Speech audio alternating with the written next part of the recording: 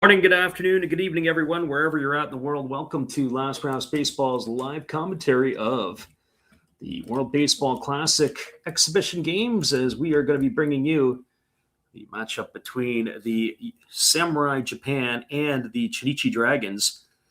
And it is going to be the starting lineups that we're going to provide for you first, as we have the Samurai Japan and the Dragons going to be going head-to-head here in the second game of a two-game set. Yesterday it was a 5-3 victory for Samurai Japan over the Dragons. There is the American base players are in camp tonight, but I don't believe that any of them are going to be making any appearances, at least in the early part of the ball game. So we'll give you the starting lineup first of all for Samurai Japan. Leading off tonight and in left field is Kensuke Kondo. Batting second in center field is number 20, Yukio Shudo. Hitting in the third spot and doing the designated hitting is number 2, Shugo Maki. The cleanup spot and playing third base is number 7, Teraki Sato. In the fifth spot in the right field is number 23, Shota Morishita. Batting sixth at second base is number 5, Taisi Makihara. In the seventh spot and playing first base is number 10, Tai Suzaki. In the eighth spot and playing shortstop is number 6, Sosuke Genda. And batting ninth and doing the catching is number 12, Seishiro Sakamoto. And they are going to be facing Yudai Ono of the Dragons, who will take to the hill tonight for the Nagoya-based club. Now your starting lineup for the Dragons tonight. Leading off and playing second base is going to be number 7, Hiroki Fukunaga. Batting second in center field is number 1, Yuki Okabayashi. Hitting third and doing the designated hitting is number 23, Miguel Sano. The cleanup spot and playing in left field is going to be number 55, Seo Hosokawa. Batting in the fifth spot and playing first base is number 24, Jason Vossler. Batting in the sixth spot and playing third base is number 25, Takeya Ishikawa. Hitting in the seventh spot and in right field is number 51, Seiji Ubiashi. Hitting eighth and batting and doing the catching tonight is number 35, Takuya Kinoshita. And batting ninth at shortstop, wearing number 0, is Rentaro Sugitomo, and they are going to be facing Hiromi Ito, who is, of course, of the Hokkaido Nippon Ham Fighters. He will be the one tonight that is taking to the hill for Samurai Japan. Hang tight, everybody. The first pitch is just around the corner, and we'll have it for you when we return in just a couple of moments. It is Samurai Japan and the Chunichi Dragons when we return after this. Looking forward to giving you all the action tonight on the Last Rounds Baseball YouTube channel. Stay with us, everybody.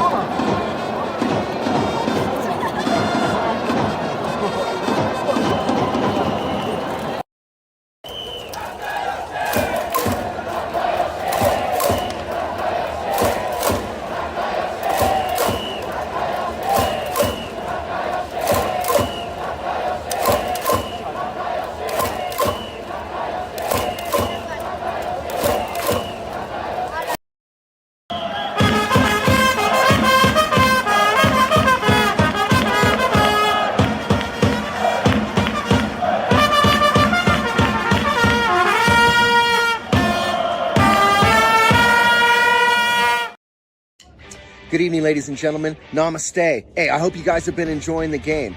My name is Hollis. I've got a YouTube channel called Another Hollis Build. I love baseball cards. I open up brand new product for you guys. I open up old stuff. I do breaks. I do auctions. All kinds of stuff concerning baseball. I'm Friars faithful, Padres to the end. I also love Garbage Pail Kids and my animals. I have a ton of animals. It's like a mini petting zoo here around my house. I also love my city. San Diego, baby. I take you all around the city and show you what's up. If you guys dig stuff like that, cruise on over and check it out. It's Another Hollis Build. If you dig it, subscribe. I'd really appreciate to have more follow me along on the journey. Hey, either way, you guys have a wonderful day or a beautiful, beautiful evening. No matter which one it is, make sure that you make it great, my friends. Big up Last Raps Baseball. Yeah, Freddie, let's go. One love and peace. Yeah, man.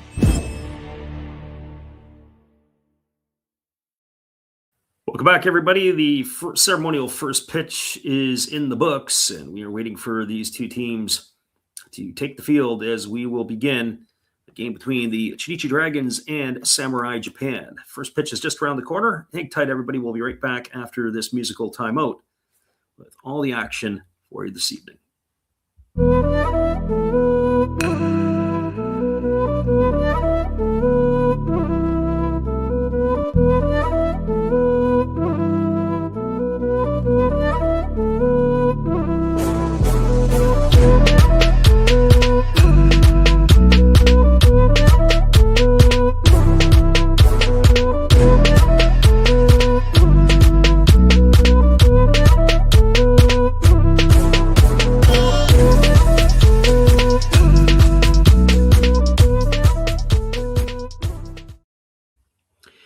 Welcome back, everybody. It is Samurai Japan and the Chunichi Dragons ready to get this one underway. Normally, the NPB games, they are right at the top of the hour, and that is what we normally come to expect, although this is a World Baseball Classic qualifier, and this one here, it looks like it'll be just a couple moments before they are ready to go.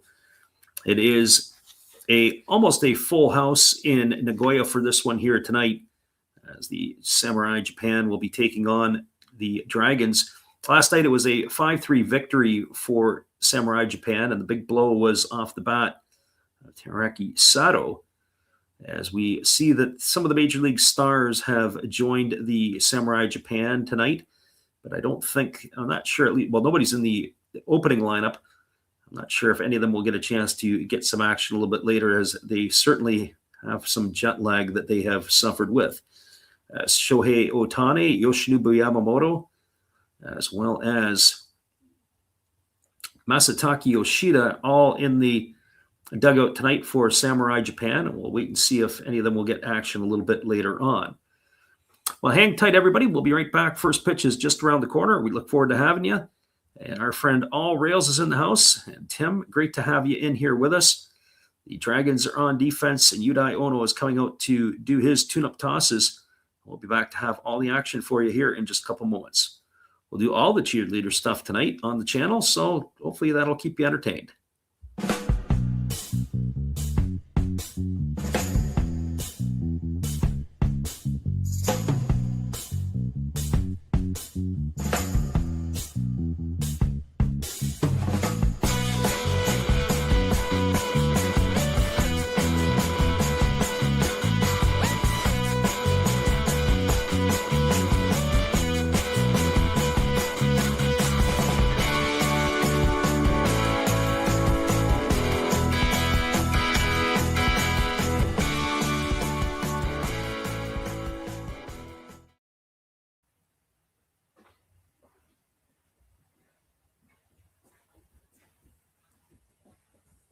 Welcome back, everybody. A little late getting back into the saddle, but we're glad we could do it here as Yudai Ono is just completing his tune-up tosses.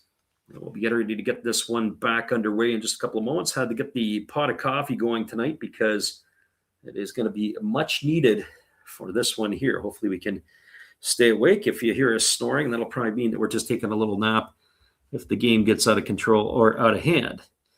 Ono has just completed his tune-up tosses. He's signaled for the ball to go down to second base, and we're about ready to get this one underway, as it will be Kondo, Shudo, and Maki to get things going for Samurai Japan to get the first inning underway.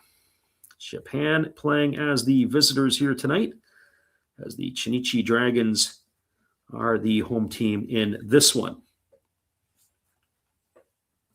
Plate umpires, they are using some of the classic umpires in this one here, so I'm not exactly sure which ones are which, as we will, I'm sure, be able to get some of that information as we move along. It does look like it's David Rackley, the American umpire. Looks like he's going to be doing the plate. I'm not sure who the second base umpire is, but he is a rather tall and large man. I recognize Rackley. I don't recognize the second base umpire. Well, we're waiting here as Ono has completed his tune-up tosses, and it's more likely the domestic TV is what we are waiting for, as their commercials aren't quite done. Our friend Tim says that the Bay Stars won today against Team Australia. I think it was 2-0, if I'm not mistaken, if I caught that earlier. Some of the teams like the Czech Republic, of course, Chinese Taipei, Taiwan, taking it on the chin in the exhibition games against some of the Japanese teams. I know Australia, South Korea will all have some exhibition games coming up here before things get going. We are going to try to stay with the Japanese here over the next couple of days. They'll be playing the Oryx Buffaloes as well as the Hanshin Tigers, and we'll be on the call for that. But here we go. We are ready and we are underway as Kensuke Kondo steps in, and the first pitch from Yudai Ono is on the way. It is a fastball swung on. It is going to be taken on hop by the first baseman. Nice play there by the first baseman to stay with it. And as he flips it over to the pitcher coming, that was Jason Vossler. So that's going to go down as a ground out 3-1 to start the ball game. So one pitch and one away. And that'll bring up the center fielder in Yukio Shudo. Well, for Yukio Shudo, he is a Fukuoka SoftBank Hawk, as his brethren Kensuke Kondo, who just grounded out. Both of them away from the team. We saw the Hawks the other night in Taiwan as they were taking on both the Taiwanese national team as well as the China Trust brothers. First pitch, fastball taken for a called strike. Count is 0-1 to Shudo. Lefty versus the lefty. Shudo's really got a body armor on that lead arm of his as he swings and misses at a breaking ball, and the count now goes to 0-2. No balls, 2 strikes. Tim says, long winter without baseball. Glad it is back. Absolutely. We're going to try to get a ton of games in March if we can. As that breaking ball misses down, we'll call some of the Classic games, some of the warm-up games to the Classic as well, especially the exhibition games this week when North America starts playing some of the teams. I think the Tigers and the Dominican, I think, was one that's on our list. I'd like to see some of those games as well. Here comes the 1-2 pitch.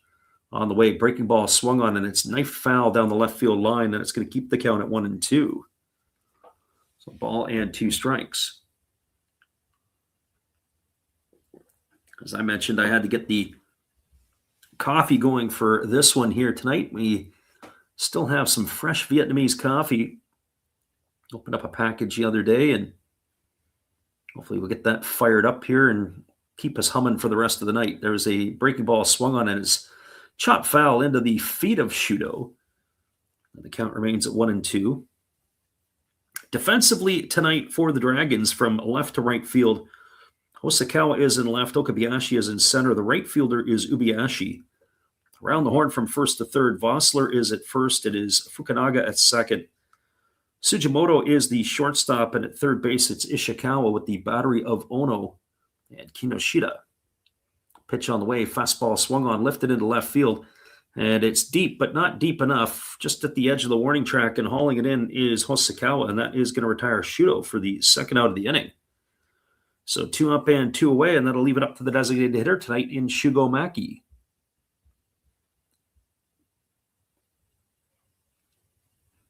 Well, for Maki, he is one of those ones. Our friend Tim is a Yokohama DNA Baystar fan, and he is getting the start. I don't know if Tim heard or not, if he's still in here with us, that Tyler Austin, I guess, hurt his knee, and he's going to be out a long time. It sounds like he's going to be out at least about 4 months. There's a fastball swung on. This ball is belted into deep left field, and this ball is going to be gone. A home run for Maki, as that ball is going to get about 10 rows into the seats, and Samurai Japan has opened up an early 1-0 lead here against the Chunichi Dragons. So Maki absolutely scorches that one to give the Samurai Japan their first point of the evening. And 1-0 is the lead. So if you just walked in, you walked in at the right time. Maki has given Samurai Japan a 1-0 lead, and that is going to bring Teriyaki Sato to the plate. Sato, of course, last night's hero with a big home run. He's getting the start at third base, the Hanshin Tiger, and the first pitch is a breaking ball swung on. It's grounded over to the right side. It's just going to be foul as it goes past the bag, and the count is quickly 0-1. So no balls and 1 strike. That is interesting. The first pitch, Ono came under the hands.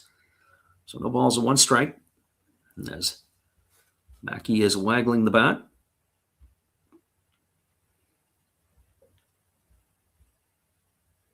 Left-hander against the left-hander. Ono rocking slowly into the delivery. He kicks and fires, and there's a slow breaking ball.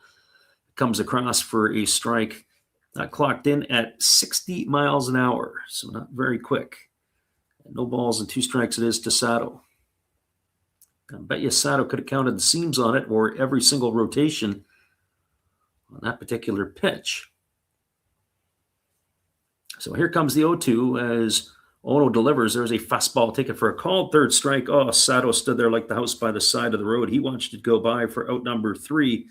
And that is going to do it here in the 1st inning. But there is first blood. Samurai Japan on the home run by Shugomaki have an early 1-0 lead. 1 run, 1 hit, no errors, and nobody left the board. We're through a half. It is Japan 1 and the Dragons coming to bat. Stick around, everybody. We'll be back with the call in just a couple of moments on the Last Rouse Baseball YouTube channel.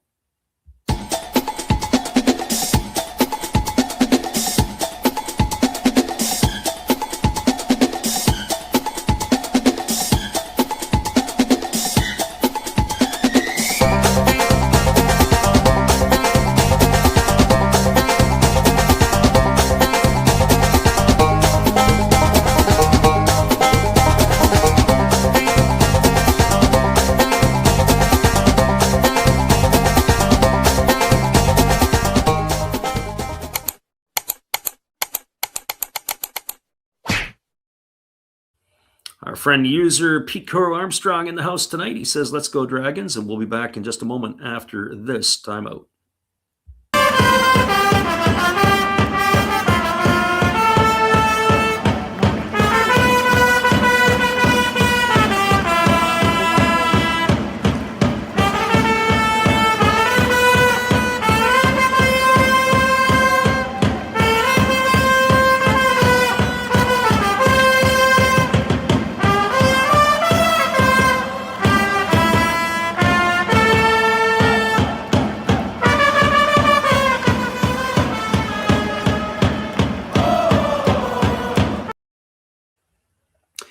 Welcome back, everybody. The Samurai Japan have grabbed a early 1-0 lead here over the Chunichi Dragons as we move toward the bottom half of the 1st inning.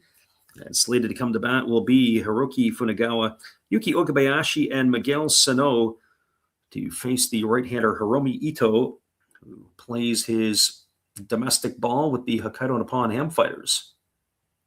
So 1-0 is the early lead as Fukunaga will come to bat here to face Ito in the bottom half of inning number 1. So Shugomaki staking his claim, getting the opportunity to hit in the 3-hole for the Japanese here in this one. So Fukunaga coming to the dish as the tune-up tosses have been completed by Ito. We're just waiting here. I think they have a little different timing for the television, at least in Japan. And the first pitch is on its way. It's a fastball taken for down low for a ball, and the count is 1-0. It was a solo shot off the bat of Shugomaki to open the scoring in inning number 1. And that is where it stands here. Here comes the 1-0 from Ito. Fastball swung on, grounded over to the right side, fielded neatly by the first baseman, Tai Sasaki. And he is going to win the race to the bag, and that's going to go down as a ground out to 3 for out number 1. Well, defensively tonight for Samurai Japan, from left to right field, it is Kensuke Kondo, Yukio Shudo, and in right field, Shota Morishita. Around the horn from first to third, you've got Sasaki at first, Makihara at second. The shortstop is Genda, and at third, it is Sato with Ito and Sakamoto as the battery. And there's a first pitch breaking ball delivered to Okabayashi, taken for a called strike, and the count is 0-1. So no balls and 1 strike. Right-hander Ito kicks and delivers. There's a breaking ball swung on it. It's grounded up the middle, and that's going to get into center field for a base hit as Okabayashi is aboard with a 1-out single. That is going to bring up the dangerous designated hitter in Miguel Sano. Nice piece of hitting there by Okabayashi as he was able to stay inside the ball and slap it right through the middle.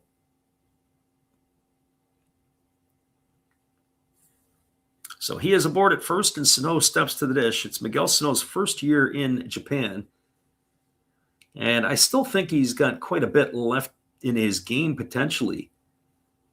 As the big fella batting from the right side with open stance, and he swings at the first pitch. He gets it on the fists, and it's going to bleed into right field. Is it going to get down? Yes, it is. Rounding second and heading to third is Okabayashi, and the Dragons have got something brewing here in the bottom half of inning number 1. Sanoa's got himself a single. Okabayashi goes from first to third, and that'll bring up the left fielder in Seiya Hosokawa. And much to the delight of the home fans, is able to fight it off with Sano, and he gets himself that base knock, but it looks like a line drive in the box score.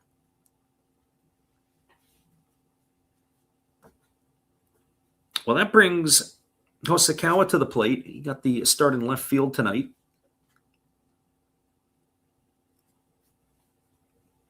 Here, ready to go. Sano not a threat at all to steal at first base.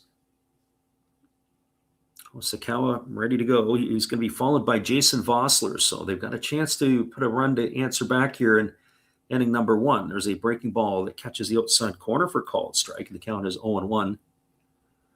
So no balls and 1 strike. Our friend God is Great is in the house tonight. He says he's watching it on TV. We're glad you are, as we are as well. As the 0-1 pitch is on its way, it is a fastball that just misses a bit low. 1 ball and 1 strike. I don't believe the ABS system is going to be imposed here in the World Baseball Classic. I know in spring training there's been a lot of highlights on the ABS system. Umpires that are been under scrutiny. As the pitch is on the way, it's a breaking ball waved at and missed. The count now goes to 1-2 on Hosokawa.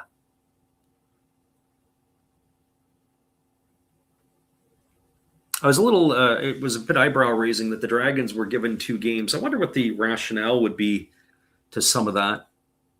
Certainly, obviously, playing at a dome stadium at this time of the year would probably be 1. As there's a fastball that just misses outside and the count goes to 2-2. I would think that the Buffaloes and the Tigers are going to be playing those games at the Kyocera Dome in Osaka against Samurai Japan over the next couple of days. Be interesting to watch. Those will be the final tune-ups before the Classic begins. There's a fastball swung on. This ball's hammered into right field, and making the catch off his shoe tops is the right fielder for Japan. A nice play by Morishita. He fires it in, but it's going to be deep enough for Okabayashi to tag, so it's going to go down as a sacrifice fly to 9. RBI for Hosokawa. He is the second out of the inning, and tagging in, coming in to score is Okabayashi as the throw was offline. And the Dragons answer back with the score at 1-1.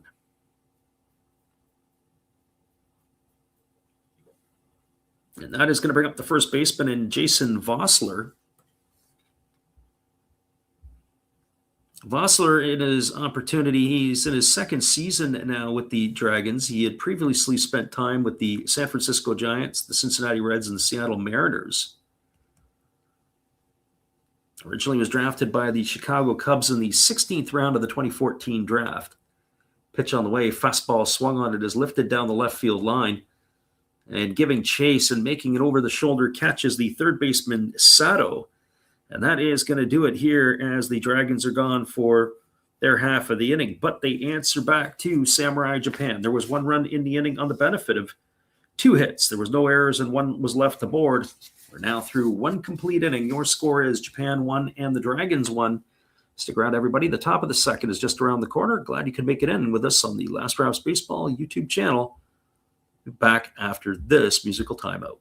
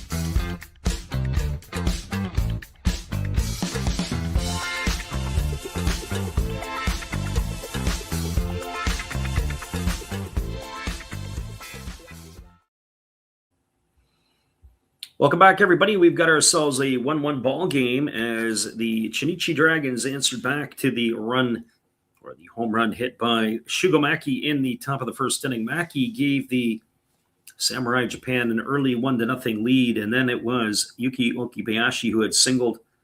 Miguel Sano had singled, and it was a Seo Hosokawa sacrifice fly that brought home Okabayashi to tie the ball game up at 1.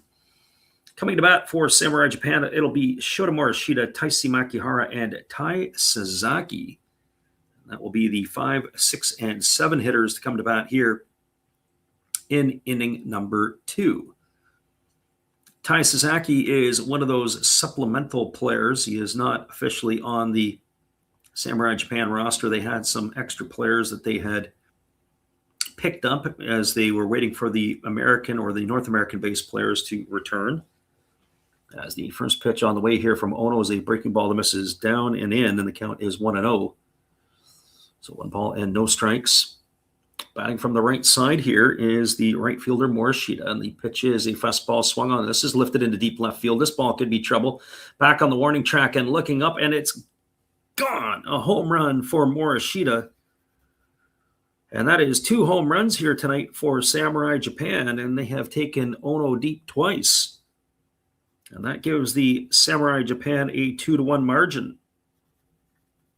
So it is all or nothing for Samurai Japan as they flex their muscles here against the Dragons pitching. And smiles all the way around for Morishita as he gets a bunch of high fives. Of course, Morishita plays for the Hanshin Tigers, knows Ono quite well from his time in the Central League. That is going to bring up the second baseman in Taisi Makihara, one of the 3 Fukuoka SoftBank Hawks in the order tonight. He takes a breaking ball down and away, and the count is 1-0. Makihara, Kondo, and Shudo did not make the trip to Taiwan, as the pitch is a fastball taken at the knees, and the count is 1-1 to Makihara. Of course, it really didn't matter because they didn't really need those players, as they took care of both the China Trust brothers and the Taiwanese pretty easily as that breaking ball swung on and missed. Count as a ball and 2 strikes. Again, stepping back into the box, Makihara digs himself in. Left-hander against the left-hander. As he rocks into the windup and delivers, there's a breaking ball swung on and missed, and Makihara is in the books for the first out of the inning. He goes down on strikes for out number 1, and that's going to bring up the first baseman in Tai Sasaki.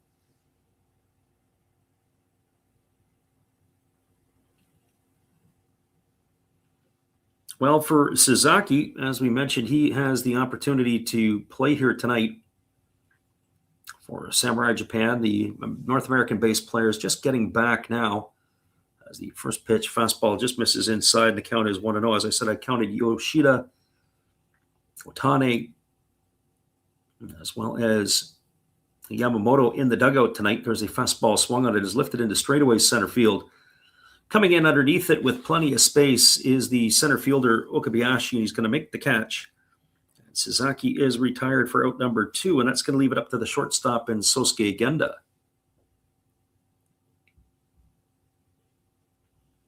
Well, for Genda, the captain of the Saitama Cebu Lions, or I should say, I'm going to retract on it. He was the captain of the Saitama Cebu Lions.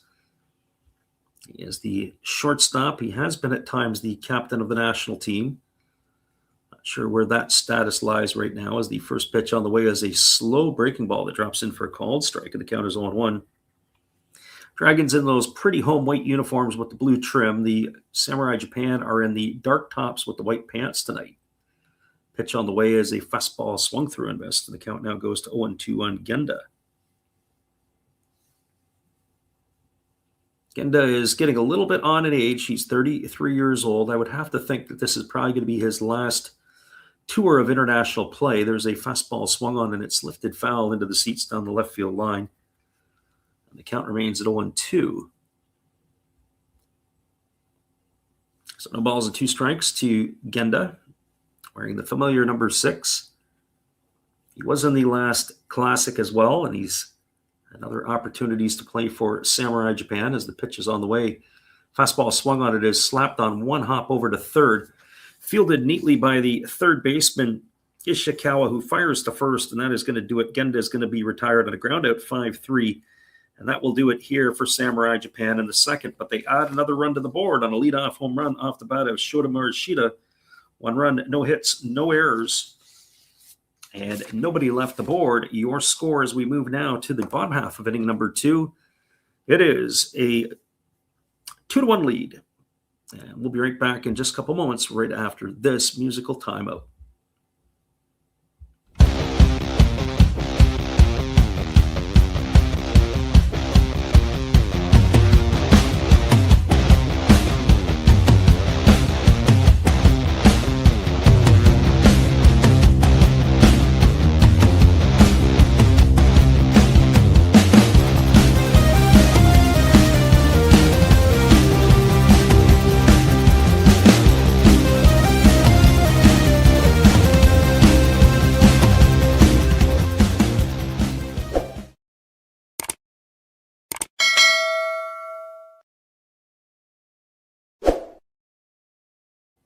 Your score, it's 2-1 for Samurai Japan, and we'll be back in just a couple moments with all the action after this musical timeout.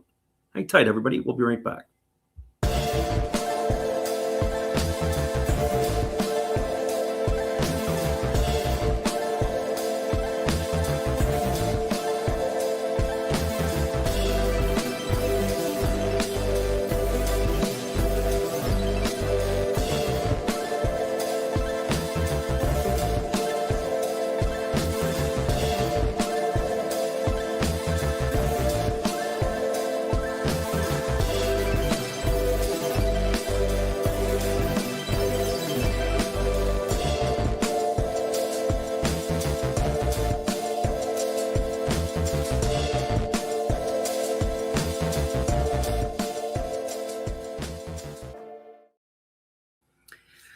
Welcome back, everybody. I believe it is the TBS that is carrying tonight's game, and I want to say it is NHK that's got it tomorrow, or at least one of the next couple of games.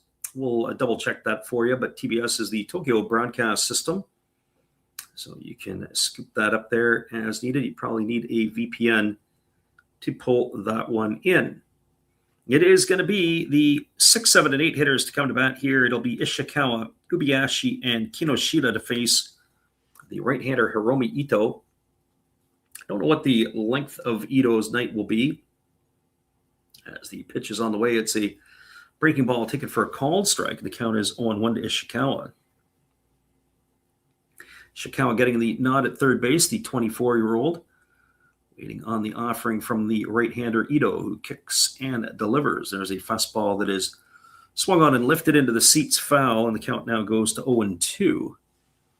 Balls and 2 strikes. As a reminder, we'll be back on the airwaves again tomorrow night. Yes, we'll be putting up our listings a little bit later. As we said, there's going to be some baseball with the Tigers and the Buffaloes coming up, as there is a breaking ball swung on and missed. It's blocked out in front. The catcher Sakamoto is going to have to go and get it. He throws to first, and Ishikawa is going to be gone. It's a strikeout, 2-3 on the putout for the first out of the inning. It's going to bring Seiji Ubiyashi to the plate.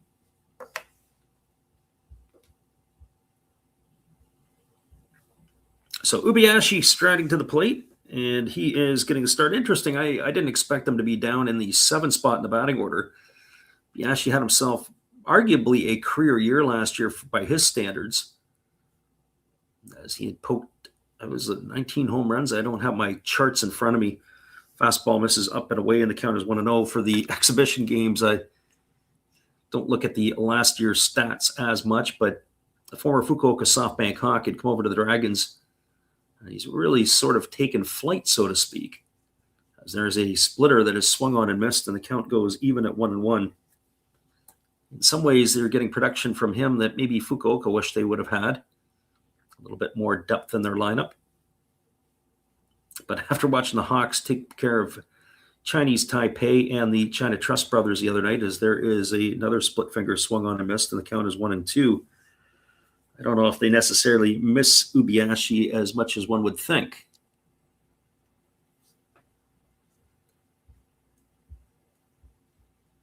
And the pitch on the way, it is a fastball swung on, and it's chopped foul over on the first base side. Count remains at 1-2 to Ubiashi. And I would have to think, similar to the other exhibition games, that we would probably see the starters in for I would hazard a guess, probably the first half, and then they'll probably make a switch. Unless, of course, it's the Dragons. You might just see their regular team hanging in there for a good solid 7 or 8 innings. As that pitch is swung on and fouled away, and the count remains at 1-2 to Ubiashi. So 1 ball and 2 strikes. You're talking about the upcoming schedule and the upcoming games. Is it ready to go here? Right-hander holds to the set position. Here comes the pitch.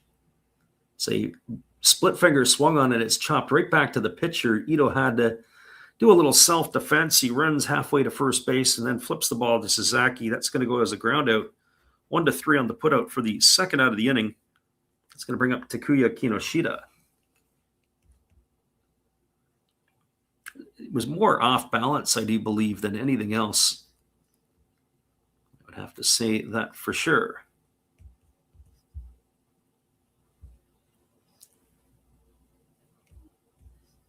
Well, here comes the offering from Ito as he kicks and delivers. There's a fastball that misses just up and in. 1 ball and no strikes to Kinoshita. I was talking about the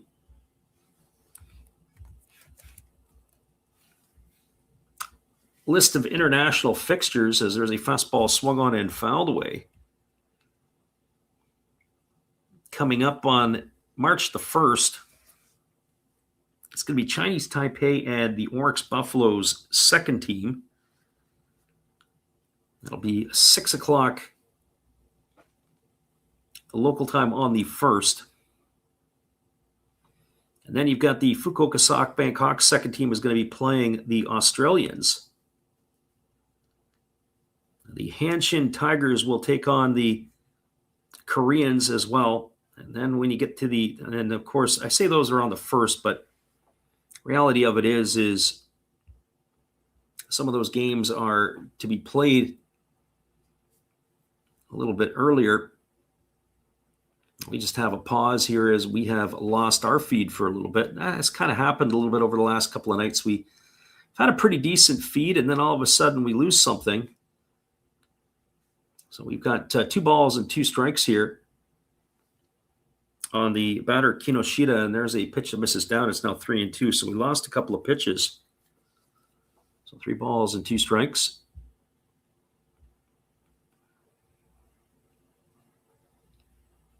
Ito ready to go back to work. Working from the stretch. Here comes the pitch. And it's a split figure pitch swung on and missed, and Kinoshita is in the books. He's gone for the 3rd out of the inning.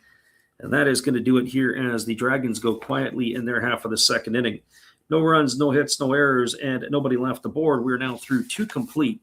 It is Samurai Japan 2 and the Chunichi Dragons 1. Top of the 3rd, just around the corner, and we'll be back in just a few with all the action after this musical timeout.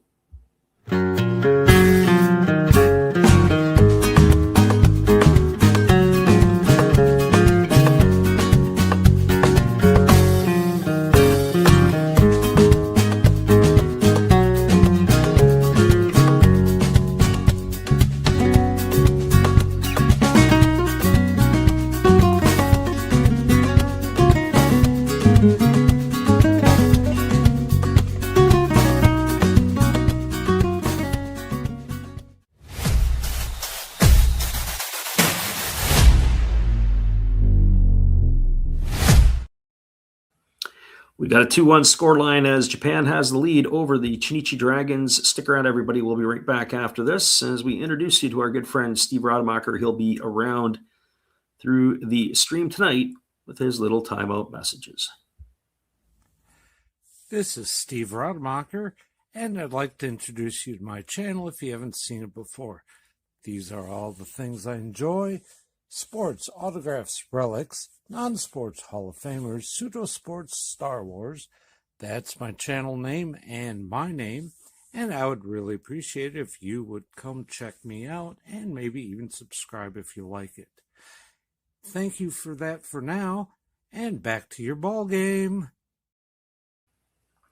Yeah, you got that right. Your score is 2-1 for the Samurai Japan. 2 solo shot home runs, one off the bat of Maki and the other off the bat of Morishita.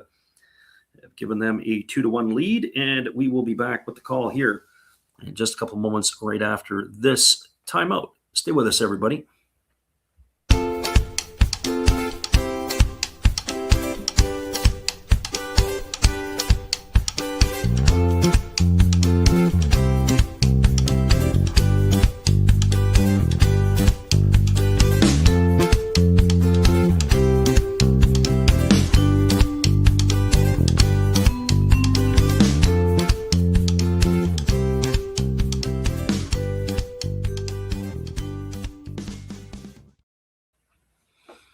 Welcome back, everybody. It is going to be the 9-1-2 hitters slated to come to bat for Samurai Japan. That means Seishiro Sakamoto, Kensuke Kondo, and Yukio Shudo, the 9-1-2 hitters. The first pitch from Yudai Ono is a breaking ball taken for a called strike, and the count is 0-1. Also curious to see how far they're going to ride Ono in this one as well. Starting to get to a point where you're stretching out the starters to 3 or 4 innings, depending on the number of pitches. That fastball is hammered foul down the left field line, and the count is 0-2. Tonight's lineup features 3 Hanshin Tigers and 3 Fukuoka SoftBank Hawks. Rest of the lineup is made up of a Carp, a Lion, and a Bay Star, as the pitch is a very slow, I don't even want to call it a breaking ball, more of an eephus pitch that misses way up and away, and the count is 1-2. So ball and 2 strikes. Lefty kicks and delivers. There's a fastball swung on, and it's lifted foul over on the first base side. Count remains at 1-2 to Sakamoto. We are looking ahead at some of the other exhibition games that will be coming up. As we said, tomorrow it'll be the Chinese Taipei against the Oryx Buffalo second team. Australia also going to take on the Hawks second team as that fastball misses down and in, and it's now 2-2 to Sakamoto. It's going to be the Tigers and Korea as well. So those games are going to be going off in the evening tomorrow. I don't think we're going to be able to get on anything there. For us, it's going to be on March the 1st. But we'll do the games at March 1st North American time. It'll be the Buffaloes and Samurai Japan. As that breaking ball misses down, it's now 3-2 to Sakamoto. So we'll look to do that one and look to do the game between the Samurai Japan and the Hanshin Tigers the next day. There was a fastball swung on. It's grounded over to short. Fielded neatly by the shortstop. That's Sugitomo, who fires to first. And Sakamoto is in the books on a ground out. 6-3 for the first out of the inning, and then I'll bring up the top of the order in Kensuke Kondo. I find it very interesting that they got Kondo in the leadoff spot. Yukio Shudo batting second. I would have thought it would have been more flipped around. Kondo does not particularly run well, and I don't know if I'd want him on base plugging it up for Shudo, but I guess we're going to have to wait and see if that's something that they're going to use in the Classic, because there's a breaking ball ticket for a called strike, and the count is 0-1. First of all, is Kondo even going to have a spot in the Classic once the likes of Suzuki get back in the lineup, and of course Yoshida as well? There's a breaking ball that misses up, and the count is 1-1. Sataki Yoshida and Seiya Suzuki back in the fold. They said that Yoshida was taking reps in left field. There's a fastball swung on. This ball is lined, and it's going to be caught by the second baseman, Fukunaga. He crawled the ladder and is able to come down with that one. A nice play by him. That's going to be a ground or a line out to 4. And that'll be the second out of the inning. That ball was destined for the gap in right center field. It hits the turf and it's going to roll a ways. But a nice play there by the second baseman. And that's going to leave it all up to the center fielder, Yukio Shudo. And this would be the time where you got to be worried about Shudo bunting. I don't know if he would do it in the exhibition game was there was a fastball taken for a called strike. I don't know if Shudo necessarily agrees. I'll tell you, I don't know if I agree with that one either. So no balls and 1 strike to Shudo. Breaking ball swung on, grounded softly over to the right side of the infield. It is fielded neatly by the first baseman, and he's going to put on the tag, and it's going to be a ground out to 3. And that'll do it here. The question is will Ohtani be playing in any of these games? Yeah, the expectation is for sure. He is in the dugout tonight. I'd be surprised if he doesn't. I wouldn't be surprised if he gets a pinch hit at bat later in the game. But I do think that you are going to see some of them in the next couple of games as they get tuned up ready for the World Baseball Classic games themselves. That's going to do it here as the Japanese go quietly in their half of the third. No runs, no hits, no errors, nobody left the board. Your score as we move to the bottom half of inning number 3, it is Samurai Japan 2 and the Dragons 1. Stay with us, everybody. We'll be back in just a few. We appreciate you for listening in on the Last Rouse Baseball YouTube channel. Be right back after this.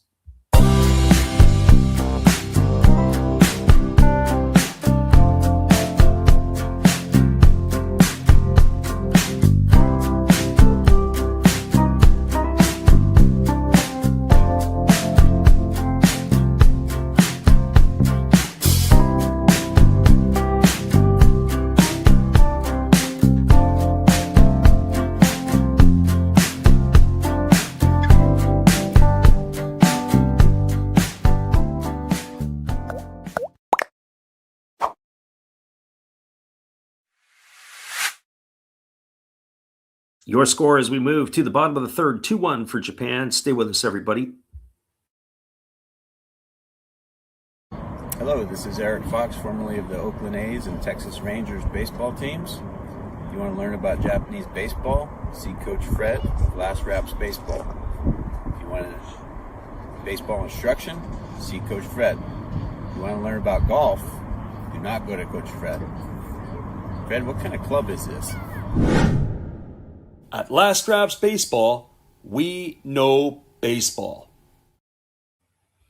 That's right, everybody. We know baseball, and we also know that we'll have to be back in 30 seconds because these timeouts, get ready for the Classic, going to be a little longer than we normally get. We'll be back in 30.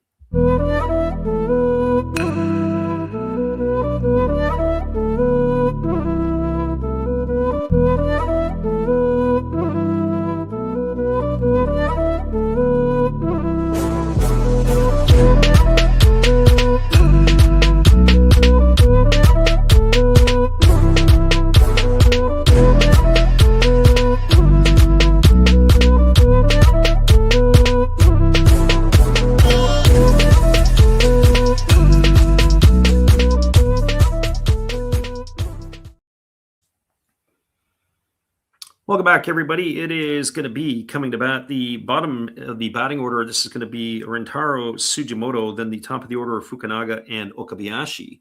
First pitch was a breaking ball that moved Sugimoto off of the plate, and the count is 1-0. Fastball swung on. This ball is driven into deep left field. This ball could be trouble. This ball is going to be gone, a home run. So another home run tonight. 3 of the 4 runs have been accounted for home runs, and who would have thought the shortstop, Rentaro Sugimoto, if you had him on your bingo card before this game started, well, good for you, because we sure as heck didn't. But he's got himself a solo shot to even the score up at 2s here in the bottom of the 3rd inning. Hiromi Ito giving up the gopher ball. And that'll bring up the top of the order in Hiroki Fukunaga. So very interesting here as the balls are jumping out of the Nagoya Dome in a big hurry.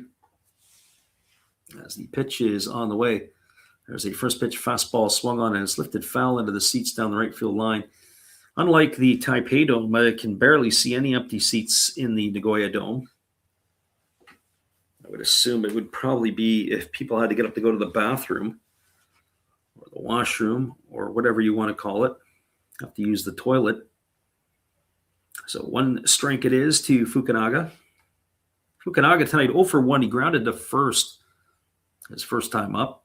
He swings through a fastball, and the count now goes to 0-2. So no balls and 2 strikes. So back to the comments about Ohtani playing in any of these games. Yeah, Ohtani, I think that if they don't get an at-bat tonight, I would expect definitely they probably will be in the lineup at least one of the next 2 games, if not splitting time with some of the others, as that ball is chopped foul over on the third baseline.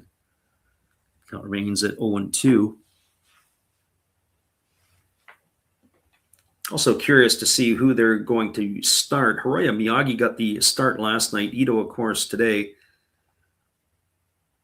And then who are they going to turn to next? Who will get the ball for the Japanese moving forward? There's a breaking ball swung on. It's grounded up the middle. Moving to his left is Genda.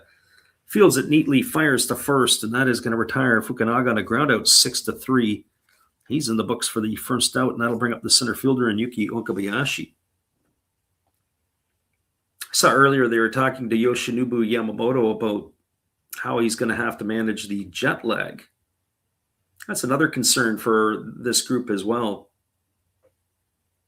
Certainly is the jet lag. Coming from North America over to Japan, and then they got to go back to North America. It sure doesn't line up for the Japanese to defend their title.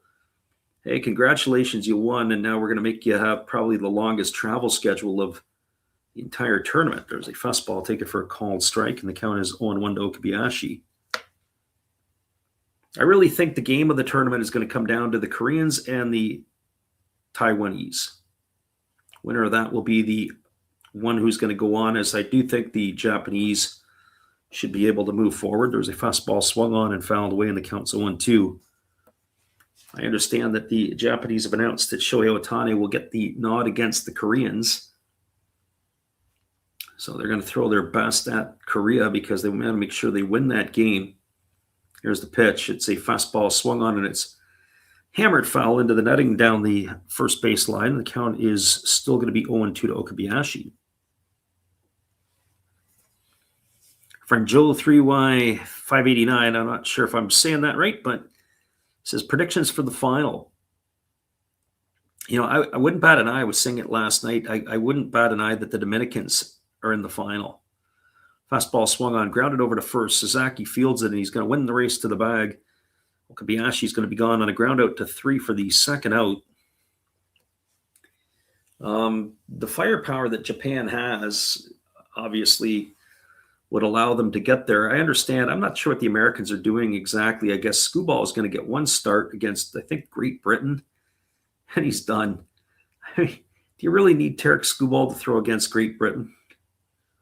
I mean, you could probably roll, somebody off the injured list on a rehab assignment against Great Britain if you're the Americans and be able to win that game. So here's the first offering to Miguel Sano. It's a breaking ball missing down and away, and the count is 1-0. It's kind of a waste of using his arm as a bullet in that situation. So, they said, hey, we'll let you have him for one start, but you can't have him for any more. I mean, it doesn't make a whole lot of sense to me. Here's the 1-0. Breaking ball swung on and tap foul over on the third base side. Count is 1-1. So until the Americans take it full on serious, I don't know how that's going to work. But if I had to give a final four, I would say, in my opinion, it's going to be Japan, Dominican, and the United States. As the 1-1's on the way, there's a fastball swung on and fouled away by Sano. It's now 1-2. And if you remember from the last tournament, I believe it was Mexico had got into the final four. And I could see somebody, I don't see Puerto Rico, but I could see somebody else doing a run like that. Maybe Venezuela, possibly. Maybe I don't see Cuba this time around. I can't see them making it. Fastball misses up and away. Definitely not Canada. Definitely not Australia. They don't think, after watching Chinese Taipei, unless they change what they're going to do at the plate, I don't see them making it through either. They can't hit because I think it's going to be probably Korea that'll come through. There's a fastball swung on. The bat is broken. It's grounded to short. Genda fields it, and he's going to gun Sano out on a ground out 6-3 for out number 3, and that'll do it here for the Dragons. But the Dragons get one back, a home run off the bat of Rentaro Sugimoto. 1 run in the inning, 1 hit, no errors, and nobody left the board. Your score, as we are now 3 complete. We're back to where we started. It is Japan 2 and the Chunichi Dragons to stick around, everybody. The top of the fourth inning is just around the corner, and we'll be here to bring it with you right after this musical timeout.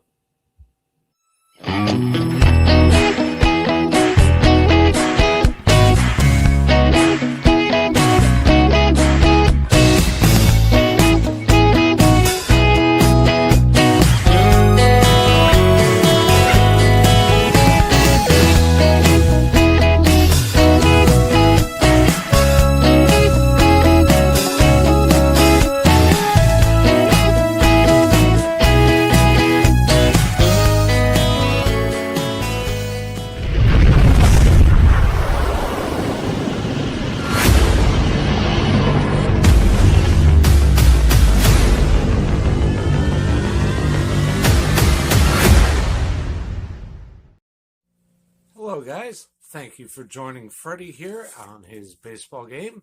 And I'm Steve Rademacher, and my channel is really all about everybody, including all my international friends.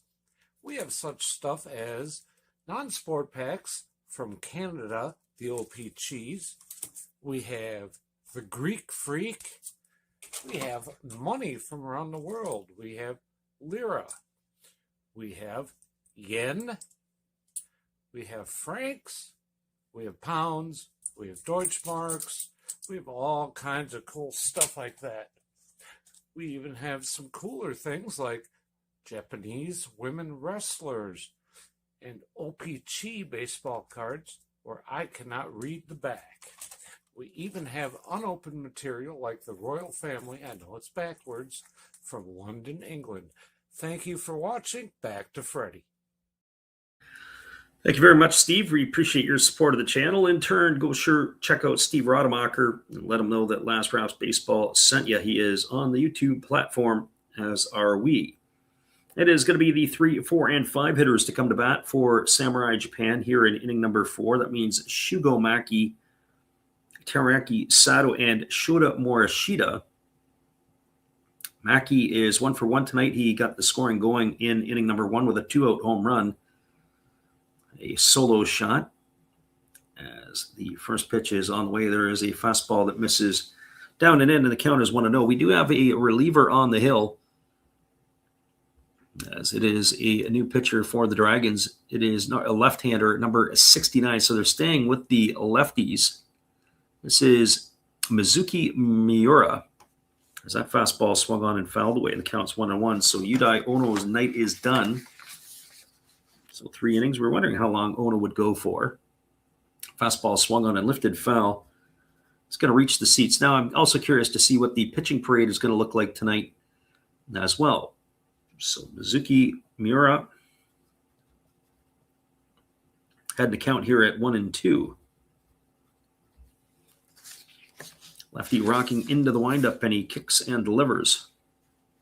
Fastball swung on and fouled away, and the count is 1-2. So I guess it all depends on the pitching of the other teams. You know, the Netherlands always can have a bit of a run. I don't know if they're ready to take another step. I look at Puerto Rico. I can't see Puerto Rico or Cuba doing any damage in this tournament with the bit of the turmoil that's going on in their camps. Fastball swung on it, just popped up behind home plate. And giving chase is Kinoshita, but he's going to watch that one sail into the seats, and the count remains at 1-2. So if I had to pick a specific dark horse, it'd be interesting to see our friend JO3Y said it'll be cool for Korea to come to Miami.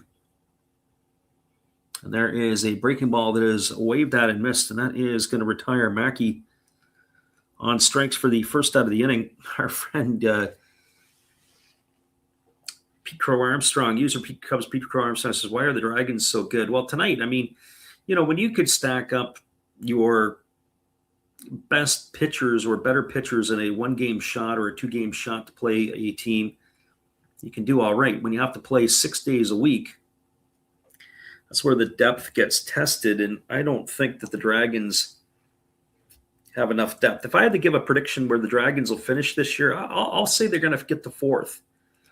I don't think the Swallows are getting out of the basement. There's a breaking ball swung on a grounder right back to the pitcher. Nice play by Miura. He throws to first, and Sato's gone on a ground out 1-3. 2 in the books. That's going to leave it up to the right fielder and Shota Morishita.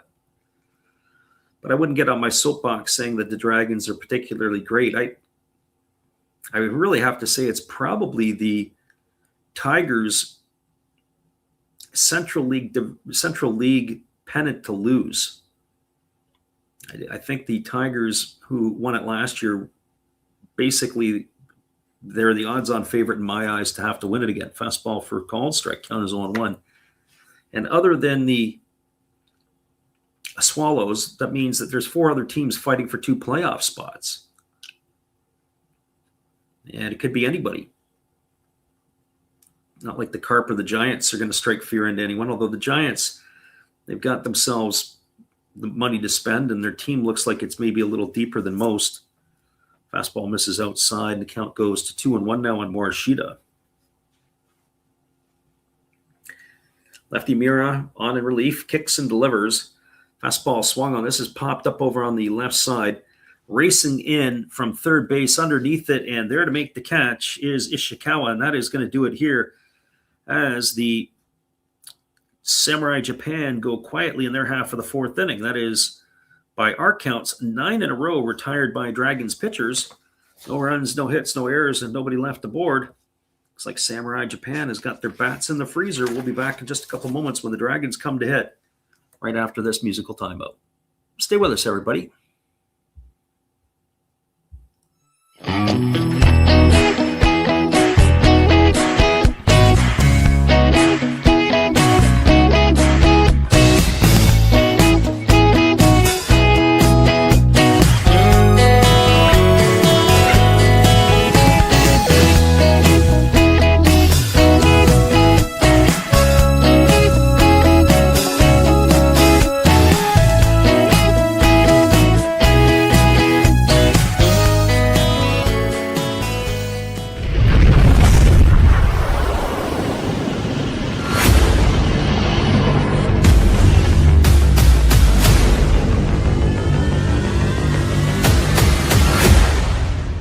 Well, you've got to have an ace in the hole, a little secret that nobody knows.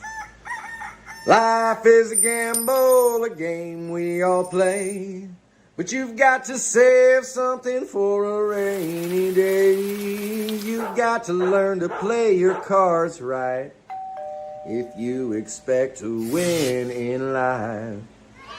Don't put it all on the line for just one roll.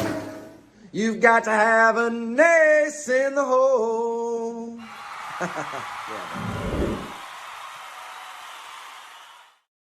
Welcome back, everybody. We have a pitching change for Samurai Japan as they are going to their bullpen. It is going to be the lefty coming on in relief. This is going to be Tomoichiro Samita. Samita is just completing his tune-up tosses. We'll be ready to resume the action here in just a couple moments as Hiromi Ito's day is done. So I'm just getting it into our books. Samita, the lefty, taking over here. Looks like there's a couple other changes in the lineup as well. We'll see if I can get that for you as we can. And if it is said, it looks like Kaito Kazono has gone into third base. If by my counts, as there's a fastball swung on, this ball is lifted down the left field line. This ball could be trouble, and this ball is going to be gone. A home run off the bat of Seiya Hosokawa as he welcomes Tomoichiro Samita to the game. Oh, welcome to the ball game. And that is going to be a home run here as he rounds the bases in a big-time hurry, and the Dragons are now out to a 3-2 lead. So the Dragons bats have come tonight. They've got yet another home run. So four of the five runs tonight have come on the way of home runs.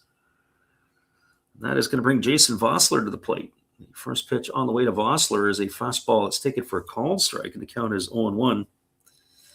Another thing, too, is when you have a team like the Dragons, even though that they're not necessarily the cream of the crop in the Central League, As there's a breaking ball swung on and fouled away. The count goes to 0-2. They are going to take pride in playing in a series like this in front of the home crowd. They're going to be jacked up, you'd have to say, and so they're going to try to bring their best game. They're amped up a little bit. Where Samurai Japan's just kind of in motion, in rhythm, but a lot of these players not getting an opportunity to play for the Japanese national team. They want to show what they can do. So here comes the 0-2 pitch to Vossler. Breaking ball down in the dirt. Nice stop there by the catcher Sakamoto. It's 1-2. As I mentioned, there were a couple of changes defensively.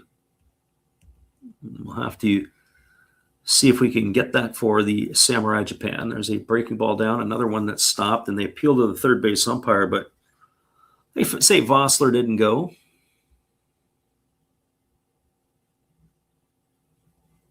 Looks like it is Yamamoto in left field.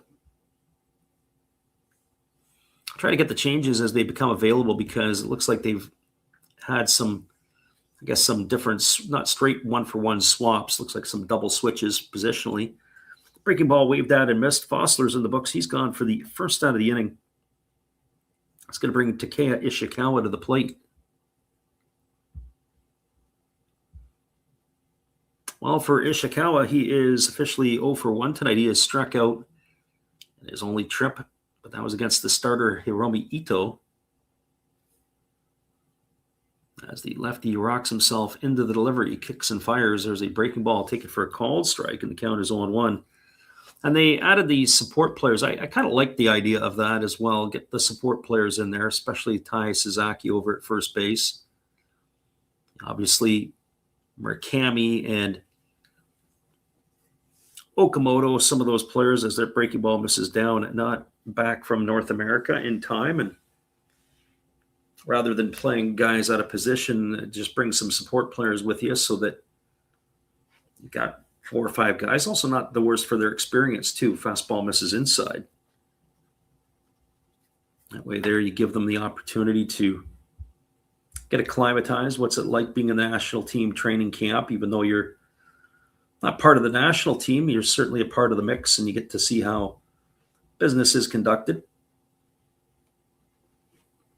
Probably excited for some of that as well. Younger players. There's a breaking ball swung on and grounded foul. And some of those players also would have had experience under the U18 level. Not everybody. So 2 balls and 2 strikes.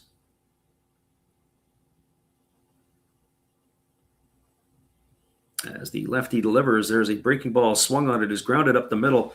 Fielded by Genda, moving to his left. He fires to first. Suzaki made it, and then he juggled the exchange. It's going to go down as a ground out, 6-3 for the second out of the inning. That's going to leave it all up to the right fielder in Seiji Ubiashi.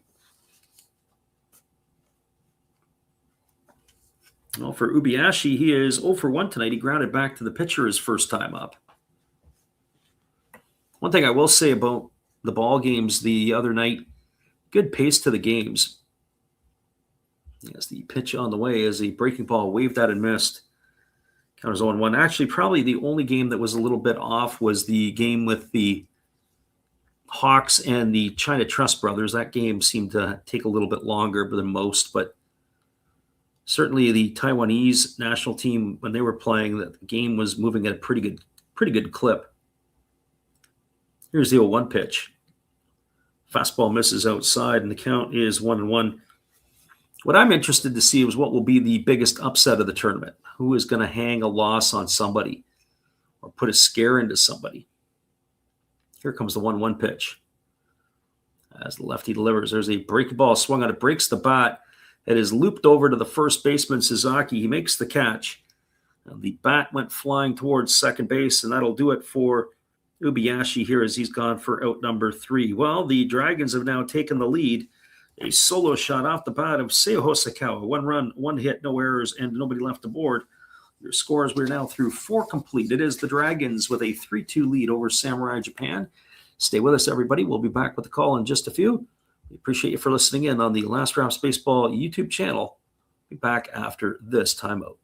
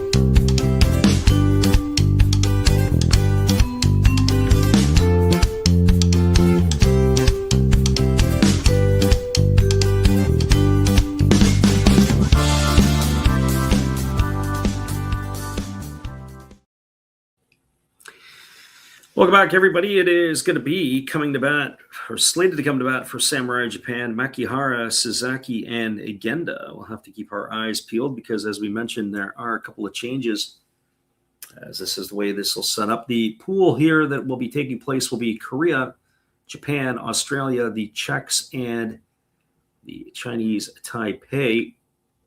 And what do I think is going to happen? Well, I would say this.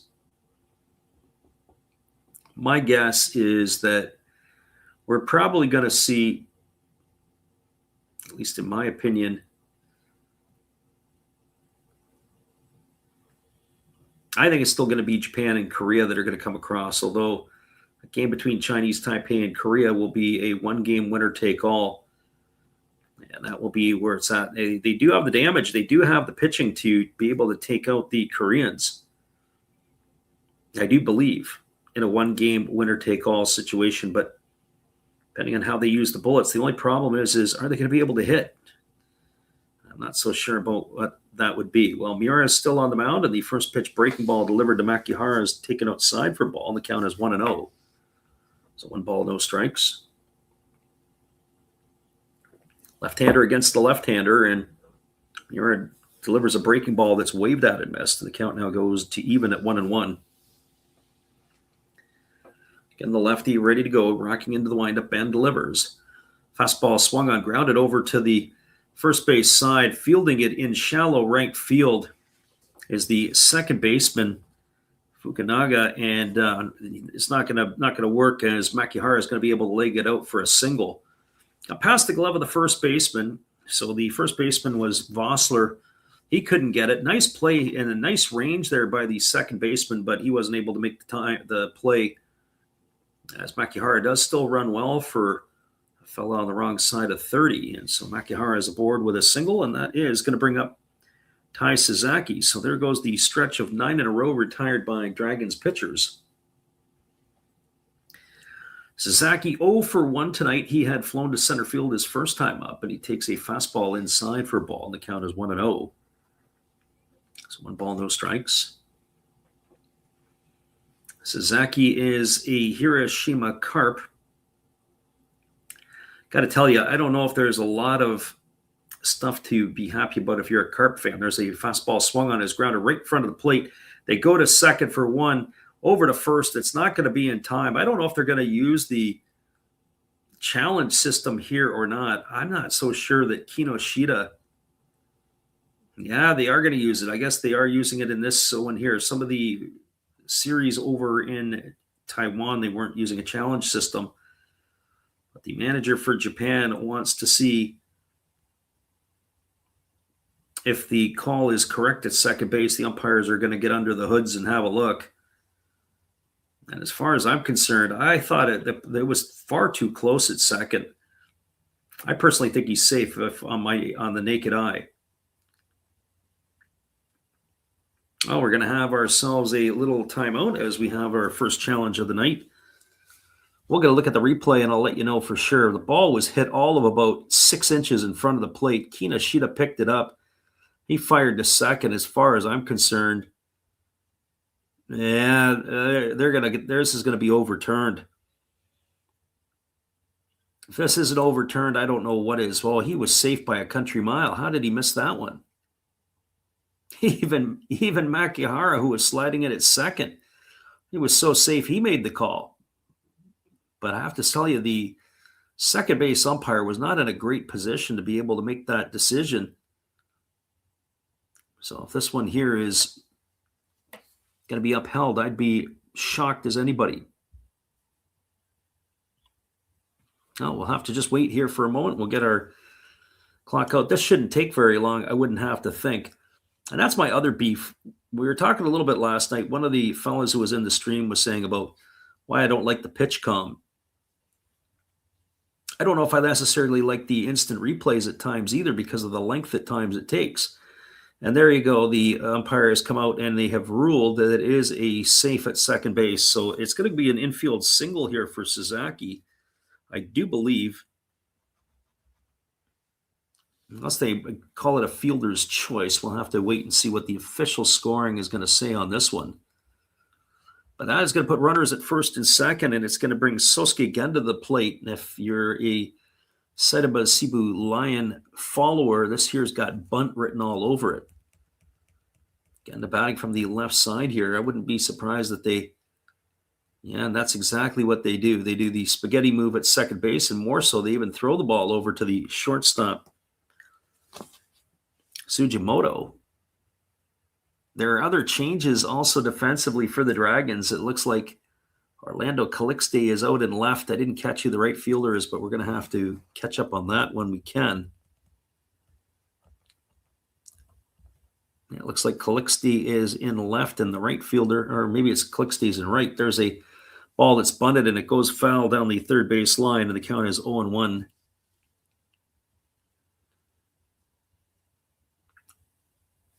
Looks like it is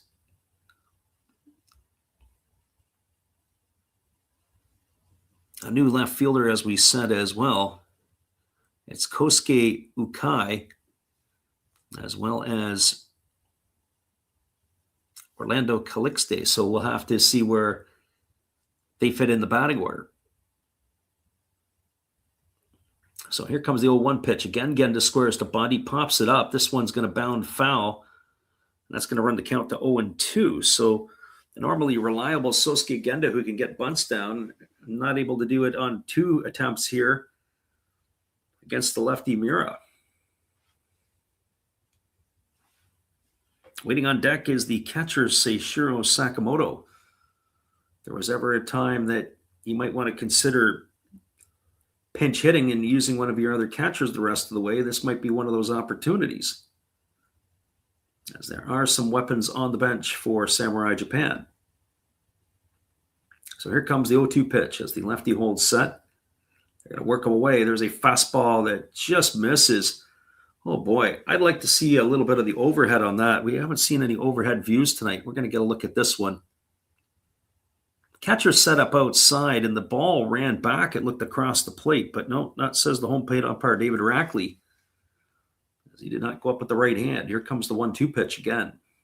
Miura delivers. Breaking ball swung on and slapped into the seats foul over on the third base side, and the count remains at 1-2.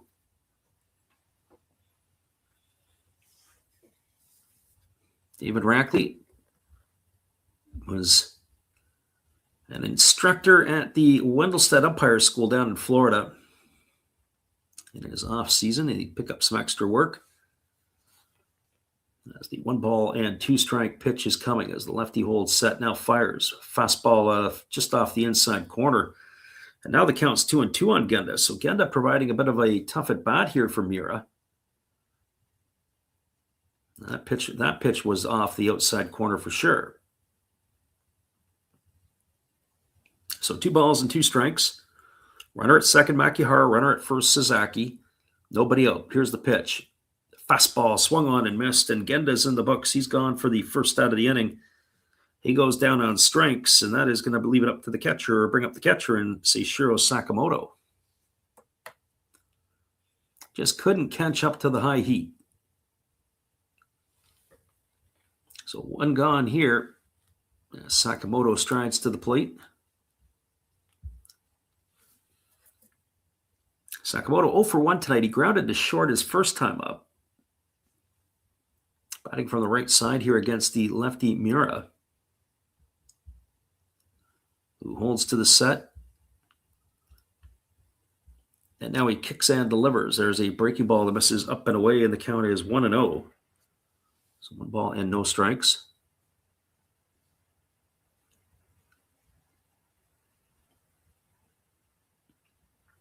Catcher for the Hanshin Tigers. We mentioned there were 3 Tigers in the starting lineup tonight. As the pitch on the way, there's a fastball that misses down, and the count now goes to 2-0.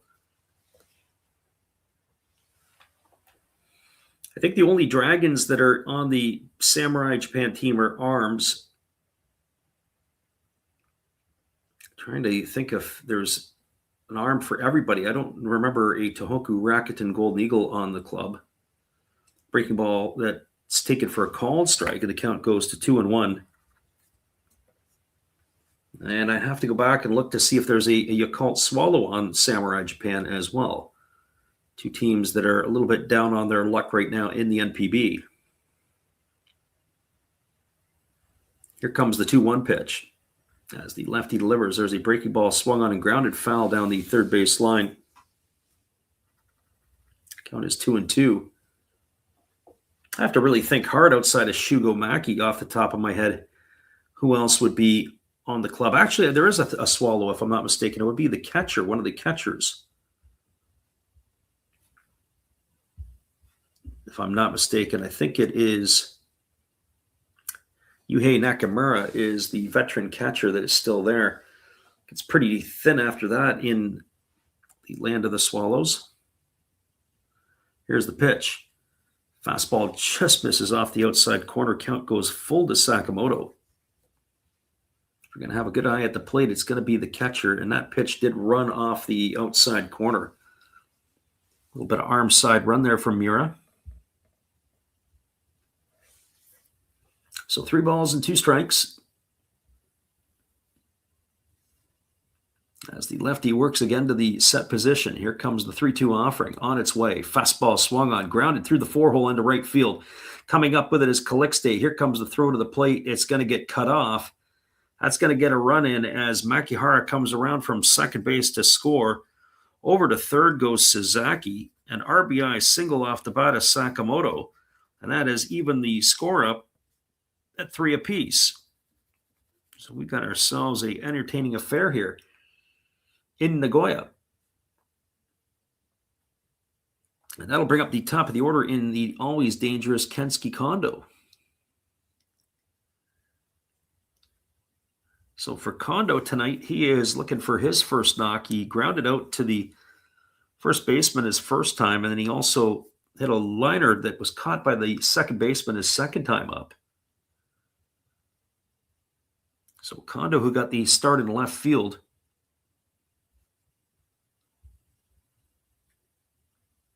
but it's not going to be him. It's going to be Kaito Kazono. Kazono, who had come into the game in the last half inning at third base, he takes a breaking ball outside, so they swap a left-handed hitter for a left-handed hitter. So Kaito Kazono on here.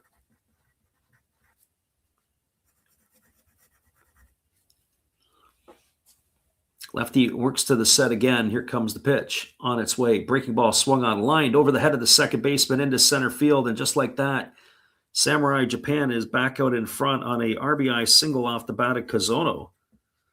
So the Hiroshima Carp does his job, bringing home Tai Sasaki, another Carp. Advancing to second is Sakamoto, and that's going to put runners at first and second. And that's going to bring Yukio Shudo to the plate.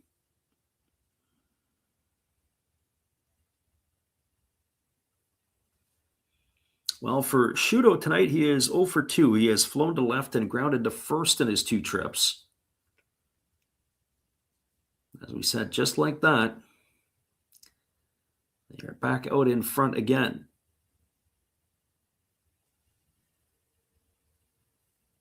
So runners at first and second as we wait for Shudo to come to the dish.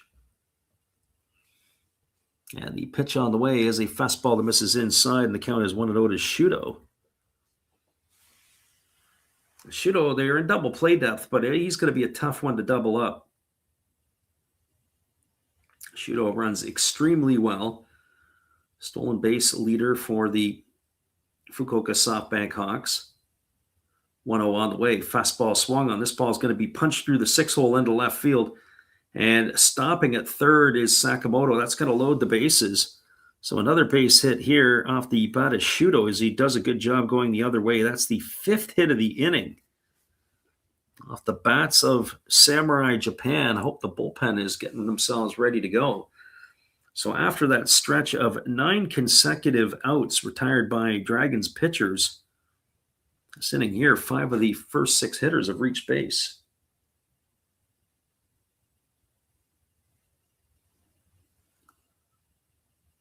That's going to bring Shugo Maki to the plate. Maki is 1 for 2 tonight, and he deposited the first pitch he saw back in inning number 1 with 2 outs into the left field seats.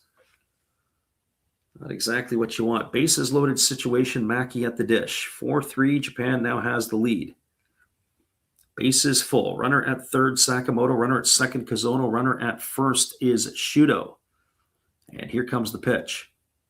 On its way. Fastball misses up and away, and the count is 1-0. Miura seems to he pitched an entire ball game here in the top of the fifth inning.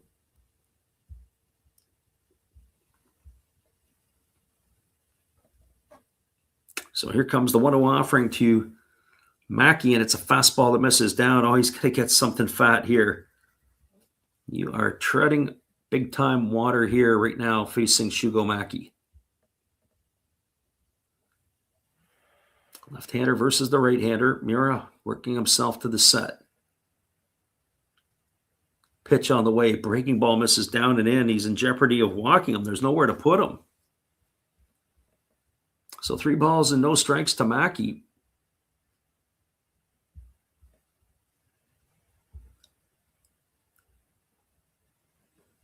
As we wait here on the offering, and we're going to see what comes of this.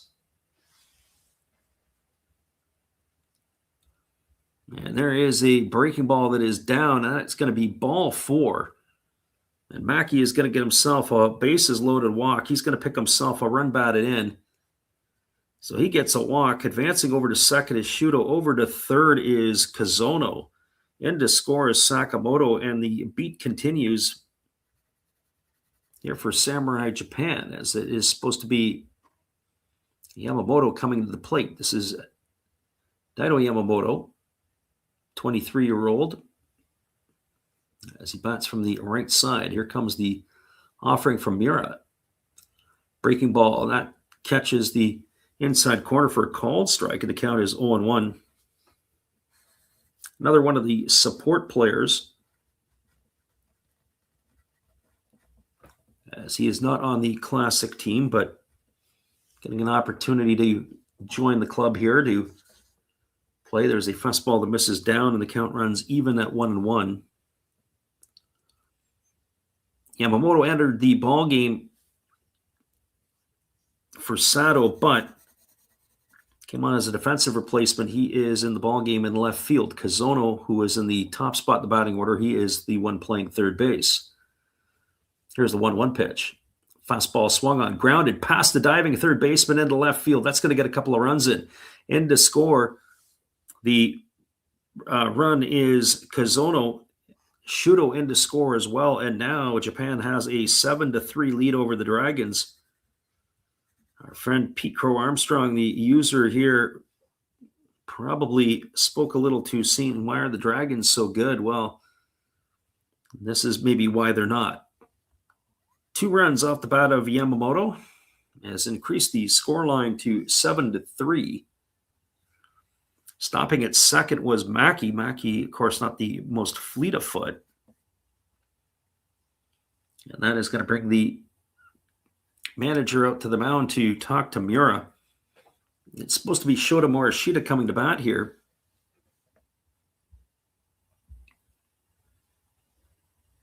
We'll have to wait and see who is going to be coming here. It was interesting the other night when we watched Fukuoka play, as well as the Fighters, but more so Fukuoka. When Fukuoka would score, they would score in bunches. They would be like dormant for a couple innings, and all of a sudden they'd get, boom, 3 runs or 2 runs. And then they'd be dormant for a couple innings, and then bang, they'd get you again.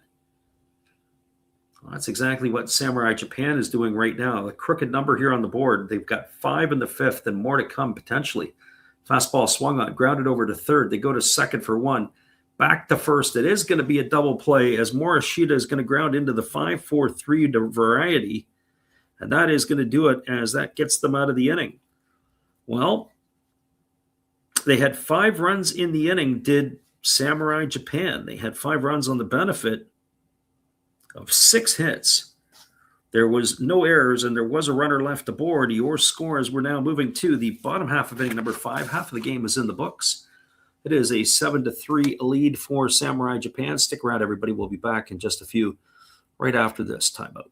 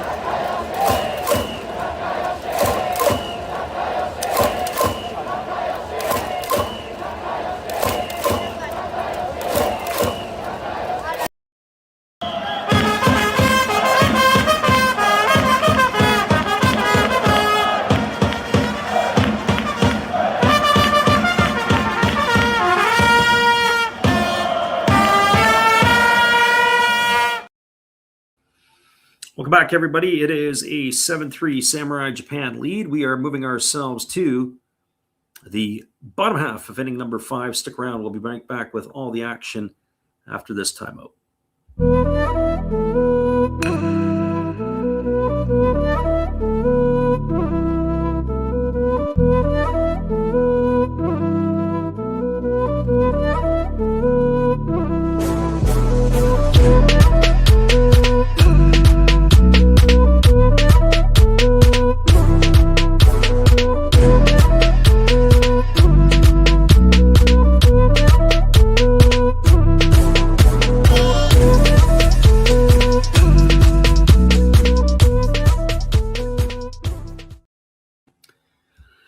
Welcome back, everybody. We have a pitching change. It is going to be Wataru Kitayama who is coming on in relief here. So Kitayama on here for the third pitcher used tonight by Samurai Japan. So Kitayama on in relief, as he will be taking over here, and he'll be facing the 8, 9, and 1 hitters in the order for the Dragons. First pitch fastball taken for a called strike, and the count is 0-1. It is Kinoshita, Sugimoto, and the top of the order in Fukunaga to come to bat here. As the pitch is on the way, there's a fastball that just misses outside. Count runs even to 1-1. So 1 ball and 1 strike.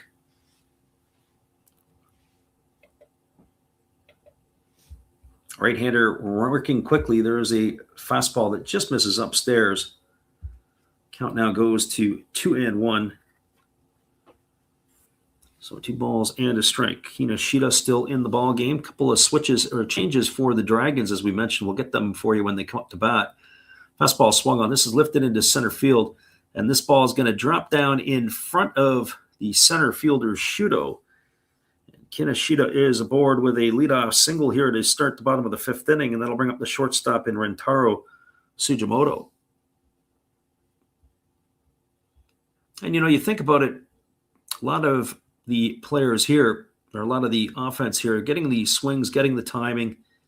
As our friend earlier asked if Shohei Ohtani is going to play in any one of these next couple of games, and as I said before, yeah, I do believe he's going to get in. I wouldn't even be batting an eye that if some of the players get in tonight, even for an at-bat, just for timing purposes. Fastball taken for a called strike, and the count is 0-1 to Sugimoto. Sugimoto homered in the 3rd inning to lead it off. A solo shot to left field. Pitch on the way, breaking ball swung on it, is popped up over on the left side. Camping out underneath it is the third baseman Kazono. He calls everybody off, and he's going to make the catch. Sugimoto is in the books. He's gone for the first out of the inning. It'll bring up the top of the order in Hiroki Fukunaga.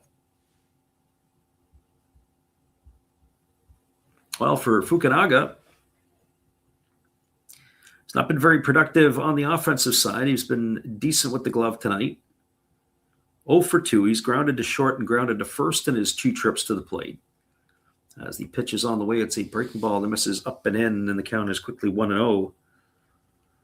To the second baseman of the Dragons. I say he was making some nice plays. It was him who crawled the ladder to Rob Kensky-Kondo of extra bases. That ball was destined for the gap. Made a leaping catch earlier in the game. Fastball that is swung on and fouled away, and the count is 1-1. So 1 ball and 1 strike. So as a reminder, if you guys are thinking about joining in again on the stream, we are going to be on again for the Samurai Japan and Buffaloes game and Samurai Japan and Hanshin Tigers games. And we'll post our schedule up here. We'll also do some games during the week before it all gets going for real later in the week. There's a fastball swung on and lifted foul over on the first base side. There are going to be some exhibition games in North America as well kicking off. Haven't yet decided on which ones we're going to call. We were leaning towards possibly one of the ball games on the 3rd of the Baltimore Orioles and the Netherlands. That would be a morning game. Breaking ball swung on morning game in North America early afternoon, depending upon where you're at. In certain parts of the country, as that ball is swung on and grounded foul on the third base side. 1 ball and 2 strikes. It remains to Fukunaga. Detroit Tigers were slated to play, I believe, the Dominican Republic. It's supposed to be a split squad game for Detroit. It's not one of those coming up. We got that circled on our calendar. That would be kind of neat. Here's the 1-2 pitch. Fastball swung on. This ball's lifted into left center field. Racing over is Shuto. He dives, and he's going to make the catch. And retreating back to first. Oh, what a play. I don't know if that's Shuto or is that now Morishita moving over there. We're going to have to take a look. Shuto was the starting center fielder, and he's gone for the rest of the night. Looks like it is Keisuke Nakata out in center field, ranging. Boy, you can make you forget about Shuto in a big-time hurry. What a play by him. Another one of the players who is what we call the supplemental players. So 2 gone as Kinoshita had to retreat back to first base. That's going to bring Yukio Kobayashi to the plate. The first pitch is swung on and tapped foul. The count is quickly 0-1 to Okabayashi. Okabayashi is 1 for 2 tonight. He's got a single and he scored a run. He's also grounded out. Here's a breaking ball that misses up and away, and the count goes to 1-1. Curious to see how long, if this experiment continues. Okabayashi spent a lot of time in the leadoff spot in the last couple of years. Curious to see if Fukunaga can make it work. There's a fastball swung on, and it's fouled off down the third baseline, and the count now 1-2. So 1 ball and 2 strikes.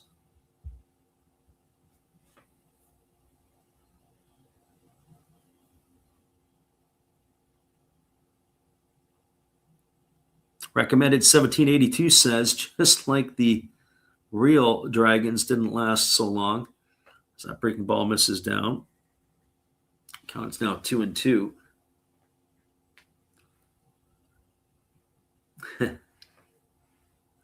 Yeah. That's the facts, as he says about to the comment by Pete Crow Armstrong there. Yeah, the real Dragons did show up in that last half inning, surrendering 5 runs. Here's the pitch. Fastball swung and grounded over to first. Sasaki falls to his knees, keeps it in front, picks it up and steps on the bag, and Okabayashi's going to be gone on a ground out to 3 for out number 3. Well, there was no runs in the inning. There was a hit. There was no errors, and there was 1 runner left aboard. Normally, we like to call this the Japanese halftime, but I don't think we're going to have any halftime tonight. Based on what we've witnessed, I would have a hazard a guess we're going to be back calling the action in just a few. But regardless, we're going to put the music on loop. We're going to go get ourselves a fresh beverage.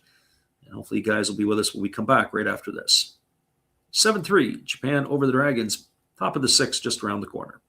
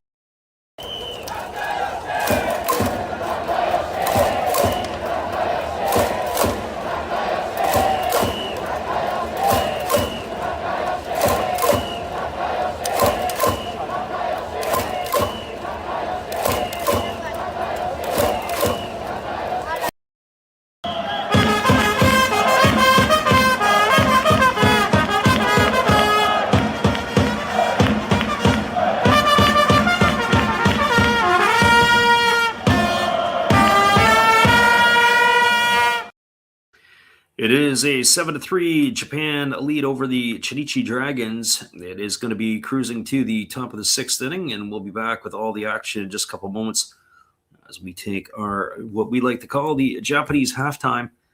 It is in between the fifth and the sixth innings. They take a little bit extra break. 7-3 for Japan. We'll be back in just a couple moments after this musical timeout.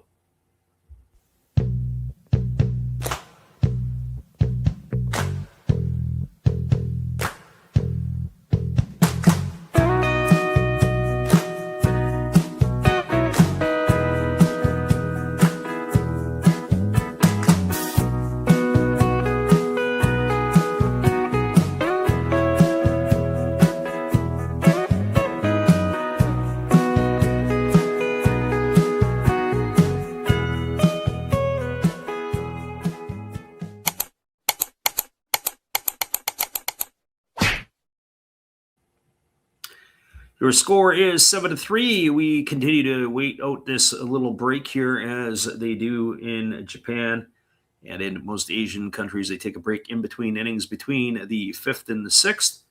And we'll be right back after this as they clean up the dirt around home plate, the pitcher's mound, and the bases.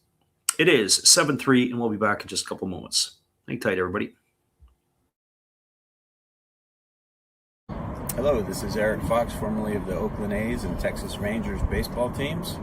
If you want to learn about Japanese baseball, see Coach Fred of Last Raps Baseball. If you want baseball instruction, see Coach Fred. If you want to learn about golf, do not go to Coach Fred. Fred, what kind of club is this? At Last Raps Baseball, we know baseball. Welcome back, everybody. The top of the sixth is upon us, and it is going to be the same left-hander Miura, which is interesting is he's coming back out for another inning of work, and he delivers a first pitch fastball that swung on and fouled away by Taisi Makihara, and the count is 0-1. Samurai Japan sent 9 hitters to the plate in the fifth inning. It was led off by Makihara as he had a single and came around and scored a run. He is 1 for 2 tonight, batting from the left side here against the lefty Miura. Interesting, maybe they have plans for him as there's a breaking ball that misses upstairs, 1 ball and 1 strike. Very, very interesting to see that they've left him in. I would have figured that they probably would have rolled a couple different guys. There's a fastball swung on and it's foul over on the first base side. The count is 1-2. Also looks like there's some other defensive changes for the Dragons. We'll have to get that for you. It looks like it is Kenta Bright now in center field. As the lefty delivers, there's a breaking ball that misses up and away, and the count now goes to 2-2. So that would spell the end of Yuki Okibayashi's night. I would have thought that the home team, at least in this situation, they would have left the regulars in a little bit longer as that breaking ball swung on and fouled away, and the count remains at 2-2 to Makihara. But maybe if the game was a little closer, who knows? Here comes the 2-2 offering as Miura holds set as he rocks himself into the windup and delivers. Fastball swung on, grounded over to the left side, fielded neatly by the shortstop Sugimoto, who throws to first, and the ball gets away. Oh, goodness. I don't know if that was the first baseman Vossler's mistake. We're going to have to take a look at this in a second, or if that's on the shortstop. Looked like as routine a ground ball as you can get. That's going to be the first error of the evening. Shortstop fielded it, got it on the run. Well, no, it's not on Vossler. That ball there, if Vossler would have made that play, he would have just announced the gold glove for him straight away. That ball was on the outfield side. He did what he could to try to stop it, but they were able to keep the runner at first. It's going to be an E6 charge to the shortstop, Sugimoto. Safe at first is Makihara, and that is going to bring to the plate Tai Sasaki. And the first pitch to Sasaki is a breaking ball that is waved out and missed, and the count is quickly 0-1. Looks like the end of the night for Makihara as he's been pinch run for. It looks like it is another one of the support members. It's number 0. I don't have a number on that one yet. Fastball misses away. Like it's Daiuasa. We'll keep an eye on him to see if he stays in the ball game or not. So that pitch missed outside. The count is 1-1 to Sasaki. So Miura did not have a good inning for himself, and now he's not getting any support from his teammates. Fastball swung on and fouled away, and the count 1-2 to Sasaki.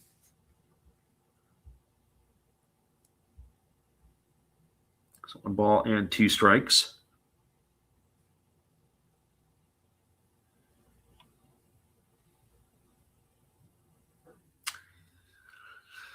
And the pitch is a fastball that swung on and has popped up over on the first base side. Giving chase is Vossler. He's there to make the catch, and that's going to keep Sasaki. Our friend recommended 1782 says, might be a hot take, but he says, I think the era of Shohei Ohtani, the backfill of the era, is not impressing him. Yeah, you might be right. I think that some of these players that are right now, certainly Yamamoto is getting up in his late 20s, and really the only one is Roki Sasaki, still on the south side of 25. As this brings to the plate, and it's a replacement for Genda, so we've got a pinch hitter here. As that fastball comes inside for ball 1. It looks like it is going to be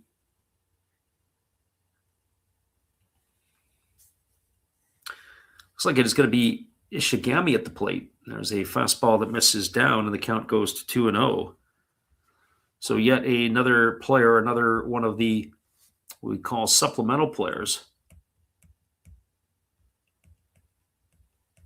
Yokohama ball player. I don't recognize him so much, but I'll go back to the comment that was made a couple moments. There's a breaking ball, take it for a called strike.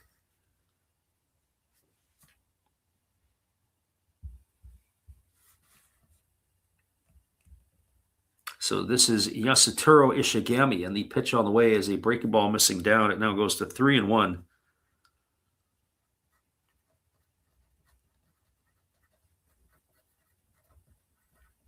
Yeah, it's definitely a golden age baseball right now for the Japanese, but this golden age is their window is now.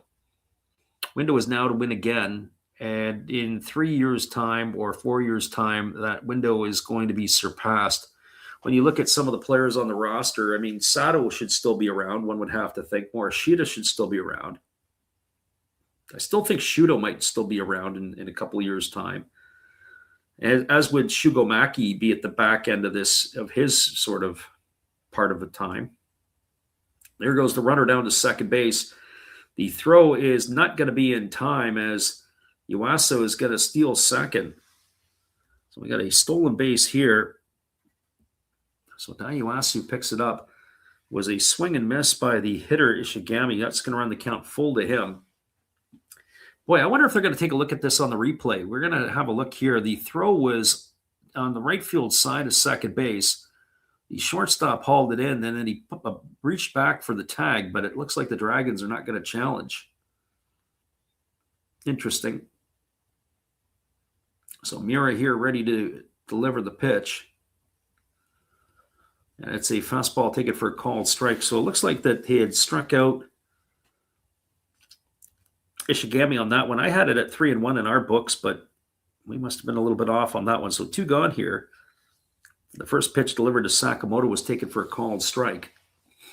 So no balls and 1 strike. Pitch on the way, fastball misses just outside, and the count now goes to a ball and a strike. But the big thing that the Japanese have going for them, not just in the short term, but in the long term, is their pitching. It looked like that they've got some power arms on the way yet again, another wave of arms, but the offense is what is, I would say, lacking. Fastball that's taken for a called strike. The count now goes to 1-2. So I guess we're going to have to wait and see how that plays out a little bit. So 1 ball and 2 strikes. When you look at a generational player like a Shohei Ohtani, fastball swung on, grounded to the left side. Oh, a nice play by the shortstop who slides, fields it backhand, gets up and tries to throw out the runner at first, but he's not able to get Sakamoto. It's going to be an infield single. Advancing to third is Yuasu, but he's going to have to stay there because a great defensive play by the shortstop held him or kept that run off the board, I would say. So that is going to put runners at the corners with 2 gone, and it's going to bring the top of the order in Kaito Kazono to the plate. So as I say, it looks like they've got a stable of some power arms still to come in Japan. And good pitching always beats good hitting all day long, but certainly Japan could use to have a few good hitters coming up in their future. So Kazono steps in on the left side. Miura is still in the game here. This is his 3rd inning of work. As the pitch is a breaking ball that misses down and away. The count is 1-0.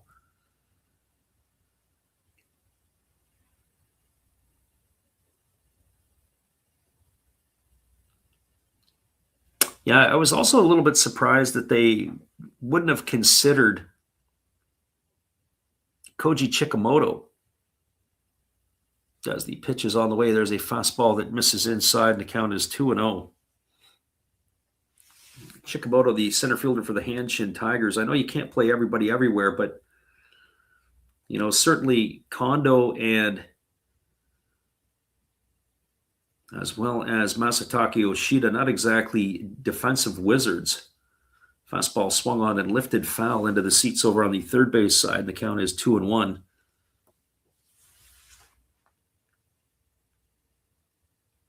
He would have been my pick, at least. Chikamoto would have been. And then you could move Shuto maybe to the corner. Maybe you use Chikamoto in the corner. I think Morishita is adequate enough. They actually talked about using Morishita possibly as a center fielder, which was an eyebrow raiser. You're going to use him as a center fielder for the national team, but yet he can't even play domestically as a center fielder. The Hanshin Tigers, he's their right fielder. As that pitch was tapped foul over on the first base side, it's 2-2 now here to Kazono.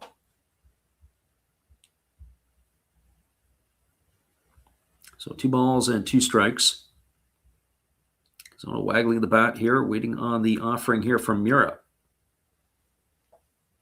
Lefty getting his sign from Kinoshita. He works himself into the set position.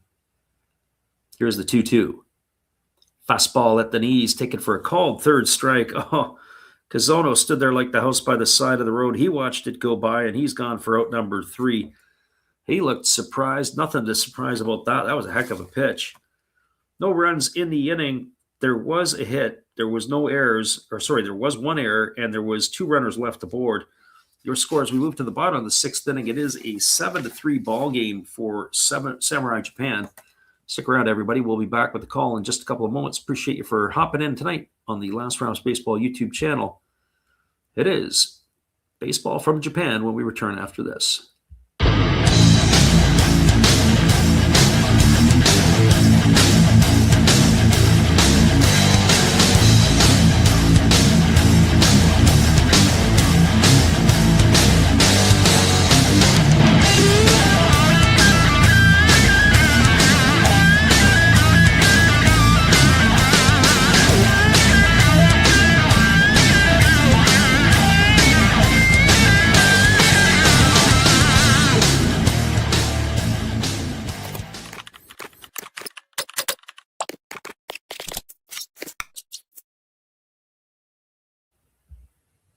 Oh, hello. Oh, hey. Yep. I'm just sitting here listening to Freddie call another game here on YouTube. Oh, yeah, going really good. He's calling a great game. Really exciting. Lots of stuff going on. You're lucky it's commercial break right now. I got a second. Oh, yeah, of course I'm having a cold one. Oh, yeah, got plenty of videos coming up this week. You should stop in. Check them out. Leave a like, tell other people. But, Freddie's coming back. I got to go catch the game. I will check in with you later. You have a good night, buddy. Bye. Welcome back, everybody. It is going to be slated to come to bat Miguel Sano, and then it'll be Kosuke Ukai, and then it'll be Jason Vossler, as Ukai had come into the ball game for Seiya Hosokawa. So that is where we stand here. A couple other changes defensively, and as our scorecard now is starting to look like a coloring book, We'll have to update you almost as they come to bat moving forward. One of the questions that I know is the same. I mentioned earlier about Sosuke Genda being the shortstop. He's on the wrong side of 30. And you got to wonder who the next shortstop heir apparent is. Is it going to be Kazono, who's getting the opportunity at third base? As Kitayama is still on the hill for Japan, and he rocks into the windup and delivers a fastball swung on. It's grounded, and it's just going to bound foul past the bag at first base, and Miguel Sano is in the hole at 0-1. So, you think about it a little bit. Or is it Kotaro Kobayashi, who is with the Oryx Buffaloes? They had him as getting opportunities. I don't know if I like either of them, to be honest, as first choice shortstops anywhere. But that is what their options potentially could be. Here comes the 0-1 pitch on its way. It's a breaking ball that drops in for a called strike, and now Sano is in the hole at 0-2. So you'd have to think that the defense, usually the sound defense played by the Japanese, fastball misses up and away, is not the case with this group right now. They're going to have to find ways to hit themselves out of trouble. So 1 ball and 2 strikes. But if your pitchers can pound 14 or 15 strikeouts in a game, you just got to find 12 ways to get outs. Starts to shrink the game a little bit. Fastball misses away, and the count is now 2-2. The thing I always think about is that if you start looking at it in that scenario, if you've got power arms that can put away 13, 14, 15 batters, makes the game a whole lot easier. There's a fastball that catches the outside corner. I'm not sure what Sano was waiting for, but he watches that one go by for out number 1. He is in the books, and that is going to bring up Kosuke Ukai to the plate. So nothing like a reward for hitting a home run to Seo Hosokawa. You get taken out of the game. And that is where he is now. He's back on the bench, and it'll be Ukai at the plate here. And the first pitch is a breaking ball that drops in for a called strike. The count is 0-1.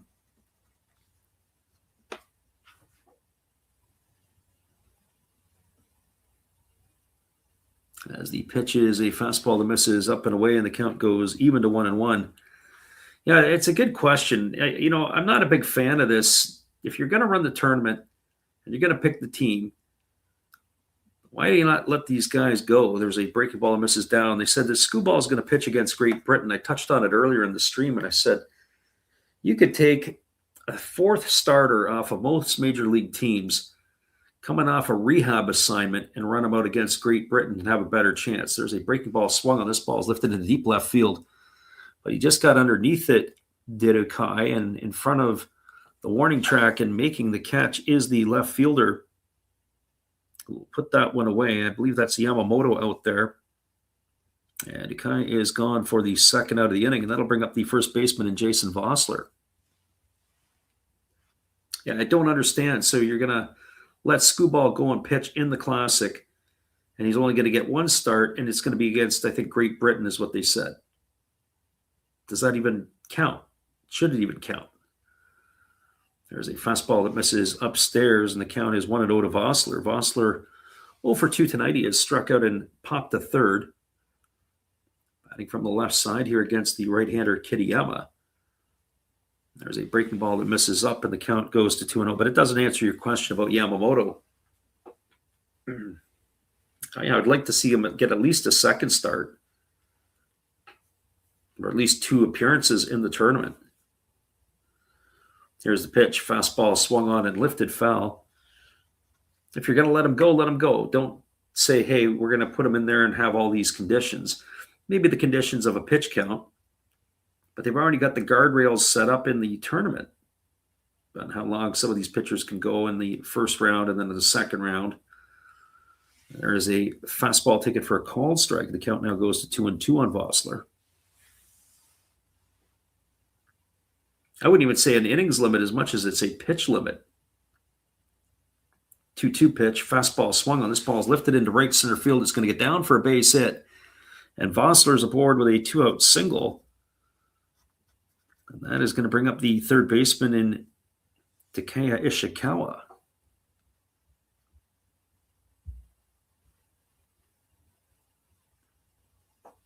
So a good piece of hitting for Vossler, and he gets some high fives as it looks like his night is going to be over. I'll have a pinch runner for him. That's going to be number 97. And that would be Seishu Higuchi. And up the plate is Ishikawa, and they pitch to him as a fastball that misses upstairs. The count is 1-0. You think of the pitching that has been developed in Japan over the last 10 to 15 years. I remember you go back 25, 30 years ago and the pitching was just horrendous. Breaking ball swung on and missed. There goes the runner down to second, and sliding in safely is the pinch runner Higuchi. So he's going to get himself a stolen base. So he moves himself into scoring position. I didn't see if that was ball or a strike. It is a strike to Ishikawa. So 1 ball and 1 strike it is.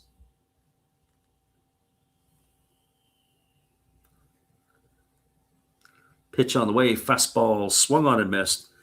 Count goes to 1-2. I understand the insurance part of it too. Guys are making all this money, but let's put something in perspective. Baseball players make a lot of money. But the world-class soccer players that are going to be playing for their country in the World Cups coming up this year, like Cristiano Ronaldo, maybe he was a little long in the tooth as they throw over to second base. Some of those players who have the mega contracts, they seem to be okay with letting them go and play in these world tournaments. Now, granted, with that being said, there's been guys over the years that have been hurt playing for their country. And then, of course, as there's a breaking ball that misses down, it's now 2-2 to Ishikawa. So if soccer can figure it out so that they can get their stars on the field to play, I think baseball's got to get this stuff sorted out so they can get their players on the field. Here comes the 2-2 pitch.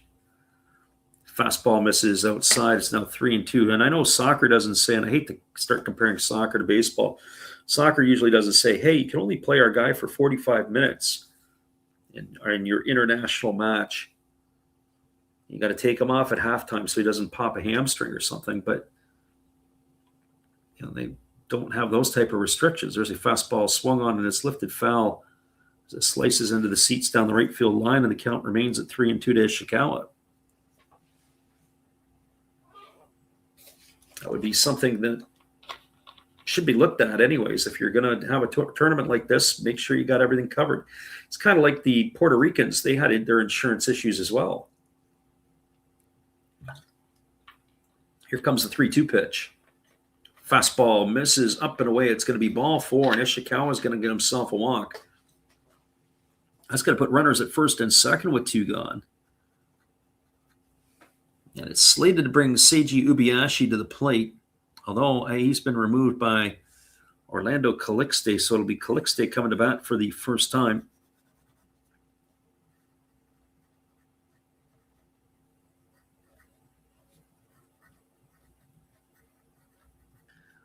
So Calixte coming to bat. It'll be him coming to the dish. 2 gone here in the inning, as the catcher had made his way out to the mound to have a word with the reliever, Kitayama. There's a fastball swung on it. It has popped up on the infield over underneath it, and it is going to be the first baseman, Sasaki, who's going to make the catch. Oh, boy, they almost turned that one into a circus act, but he is able to do it. Calixte gone on the first pitch that he sees. Popped up to Sasaki, the first baseman, for out number 3. No runs in the inning. There was a hit. There was no errors, and there were 2 Dragons left aboard. We are 2/3 of the game in the books.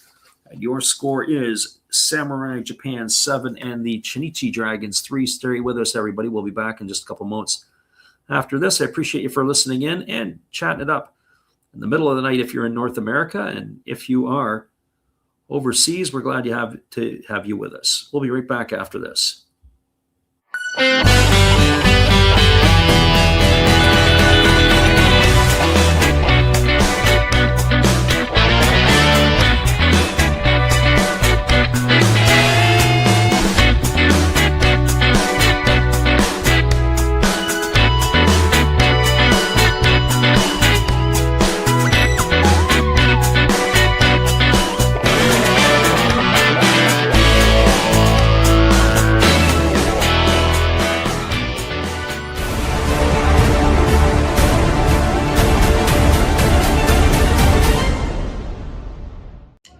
Good evening, ladies and gentlemen. Namaste. Hey, I hope you guys have been enjoying the game.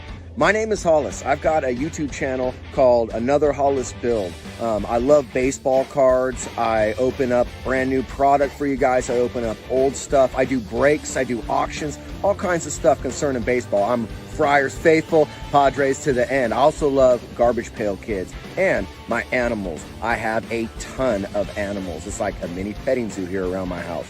I also love my city. San Diego, baby. I'll take you all around the city and show you what's up.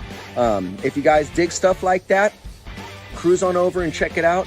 It's Another Hollis Build. If you dig it, subscribe. I'd really appreciate to have more follow me along on the journey. Hey, either way, you guys have a wonderful day or a beautiful, beautiful evening. No matter which one it is, make sure that you make it great, my friends.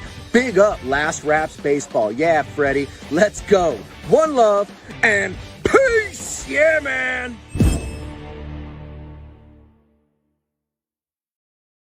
Welcome back, everybody. It is slated to be the 2, 3, and 4 hitters to come to bat for Samurai Japan here in their half of the 7th inning, the top of the 7th. It's supposed to be Raito Nakayama who is coming to the ball game in right field. It'll be Shugo Maki and Daido Yamamoto.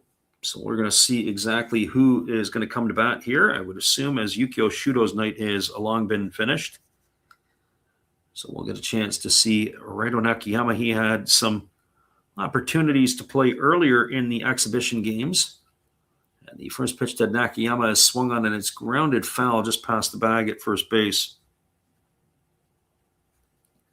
And the count is quickly 0-1. There are some changes here as we have expected. We are still watching the lefty Miura on the hill, which is amazing to me. There's a breaking ball that's waved out and missed. Count now goes to 0-2. He came on to replace Yudai Ono. This is starting his 4th inning of work.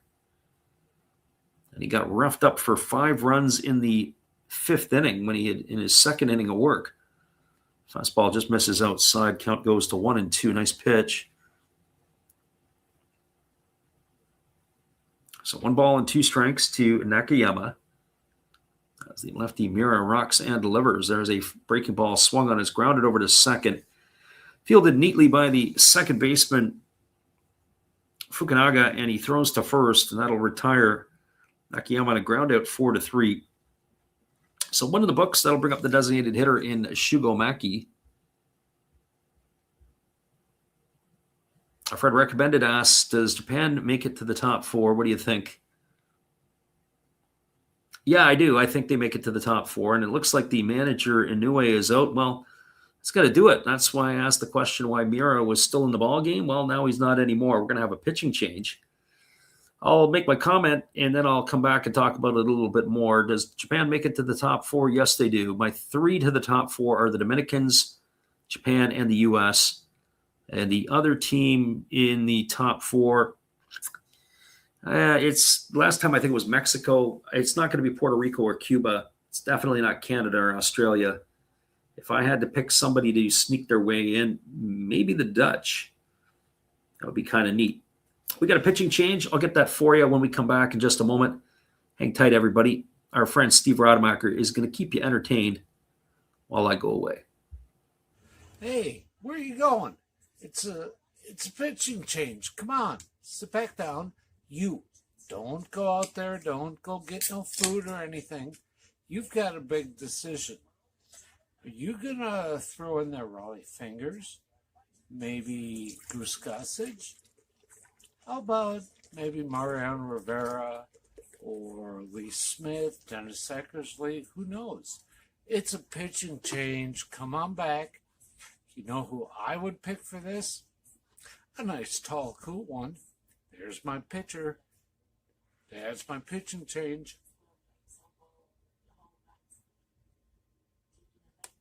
That's a winning combination. Come see my channel. You know, every day is opening day. And according to Bob, I must be in the front row. Blah. Welcome back, everybody. It is going to be a pitching change. It's going to be Mao Ito who is coming on in relief As there is one gone here, it is slated to be Shugo Maki on in relief.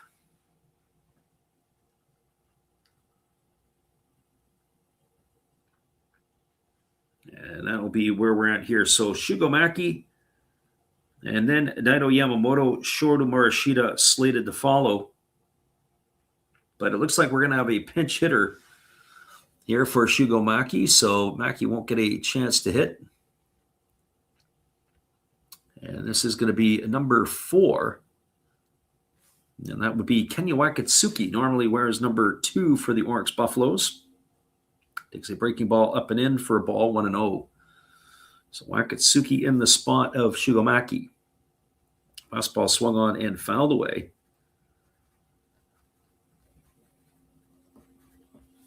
And the count now is 1 ball and 1 strike. So the question is the manager be fired? He already lost one to Taiwan in that Premier 12. Yeah, but the problem is that particular team was like the B squad being run out there. There's a ground ball hit over to second, fielded neatly by Fukunaga. He throws to first. That's going to be a ground out 4-3. So Wakatsuki in the books for the second out of the inning. Leave it up to Daido Yamamoto. So back to the question. I mean, you lost to Taiwan. And this is off the top of my head, but, you had Ryoya Kurihara, you had Kitaro Kobayashi, those types in the lineup. There weren't too many what I would call A-lister Japanese. It's almost like your B team you sent. The Japanese sent. There's a first pitch fastball swung on it. Missed. The count is 0-1. Yamamoto came into the game earlier. He singled and drove in a couple of runs his last time up. He replaced Sato. The spot in the batting order, there's a slow breaking ball waved at and missed. The count now goes to 0-2. So I think that's kind of a harsh situation. Now, I would say this: if they never even got to North America, he'd be probably fired right on the tarmac. Fastball misses way outside. The count goes to 1-2 on Yamamoto. So 1 ball and 2 strikes. Right-hander ready to go again. He works very quickly, does Ito.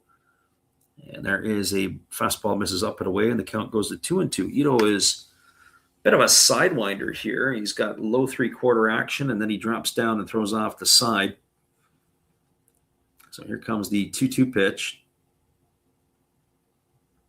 As the right-hander kicks and he delivers, there is a changeup that misses down. He took quite a bit off of that pitch. 3 balls and 2 strikes it is now to Yamamoto.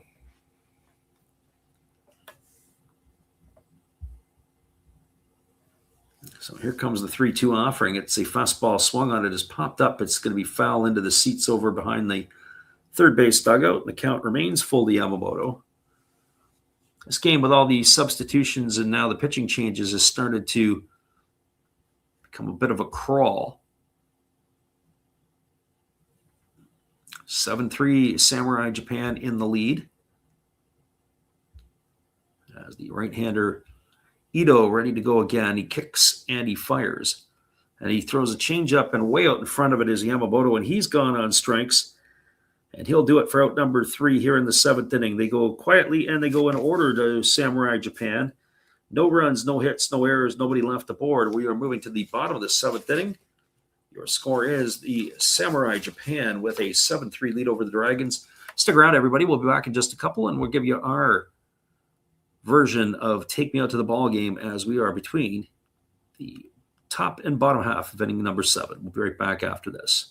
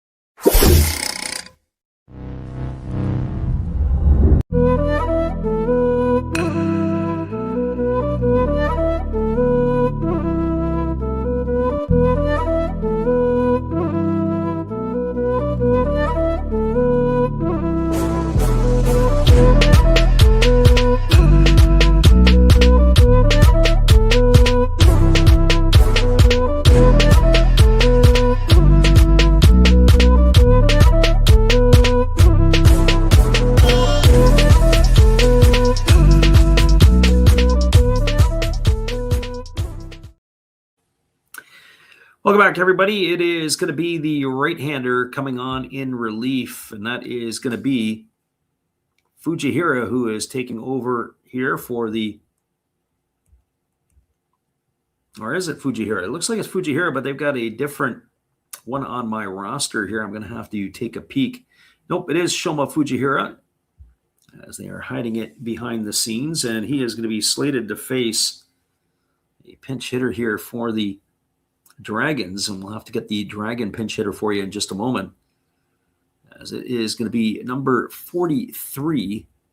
This is Taisi Miya. So Miya on here to pinch hit for Kinoshita. And the pitch on the way is a fastball swung on. It's going to be lined into right center field. It's going to get down for a base hit. So a leadoff single here for the catcher Miya, as he's got a base hit here. And that'll bring the shortstop Rentaro Sugimoto to the plate.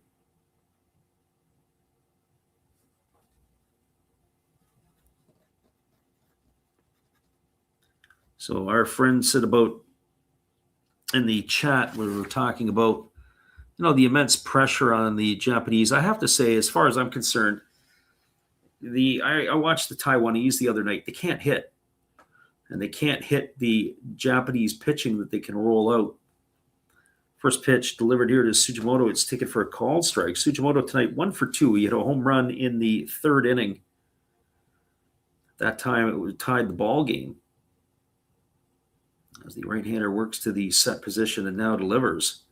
Breaking ball swung on is taken on one hop by the shortstop. They go to second for one on a fielder's choice. Should have had two. Nice play over there. Looks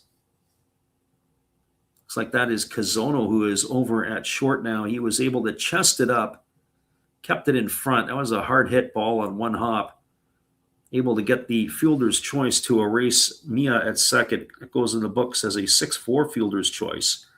Gone for the first out. Sugimoto is safe at first on the trail side. That's going to bring the top of the order and Hiroki Fukunaga to the plate.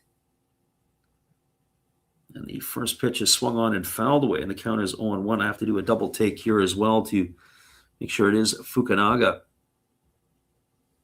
Yeah, it is still him in the ballgame. Pitch on the way. It is a fastball swung on and fouled straight back. Kenta Bright is waiting his turn on deck.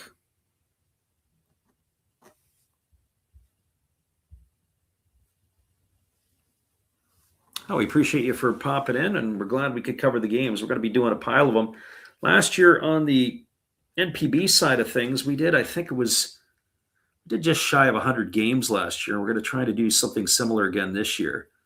Pitch on the way, fastball misses up, and the count goes to 1-2. Our goal was to do about 150 games last year. We fell short. Ended up with about 97, but we'll probably, with this year here and a good start under our belt, we'll probably be able to lop off a good solid about 20 games a month, I'm guessing. We even squeeze some MLB games in. Fastball misses down and in. The count goes to 2-2. Our NPB games during the year are usually well attended, especially on the weekends. Usually we get anywhere from 20 to 50 people in. Not everybody chats, as there's a split finger pitch that is swung on and missed. It is caught, and that is going to retire Fukunaga. He's going to be gone for the second out of the inning. That is going to bring up the center fielder in Kenta Bright. And this is Bright's first at bat of the evening, as he has come in to replace Yuki Okabayashi. So Fujihira ready to go as Bright stands in, slightly open stance. Pitch on the way is a breaking ball that is swung on and missed. Count is quickly 0-1. So no balls and one strike. So if you like Japanese baseball as much as we do, be sure to bookmark the channel so you can come on in and listen. There's a split finger pitch swung on and missed. Count goes to 0-2. Haven't yet decided what some of the games. I've been already looking at the schedule and plotting out which games we're looking to call, and hopefully trying to get as many as we possibly can, especially in the month of April and May. and June. We get into July and August. It's a little bit harder. There's a fastball swung on and it's lifted foul down the right field line. As the work picks up at an intense pace and then slows down a little bit. I'll be out of town and I'll be in Taiwan at the end of the summer, so I'll get a couple of weeks to try to watch a couple Taiwanese baseball games. So no balls and 2 strikes here to Kenta Bright. And then, of course, back to call the games. And then in September and October, as that split finger pitch is swung on and missed. And Bright has gone on strikes for the 3rd out of the inning. And that is going to do it. No runs in the inning. There was a hit. There was no errors. And there was 1 runner stranded aboard. We're now through 7 complete innings. It is Samurai Japan with a 7-3 lead over the Dragons. Stick around, everybody. We'll be back with the call at the top of the 8th inning when we return after this timeout. Stay with us.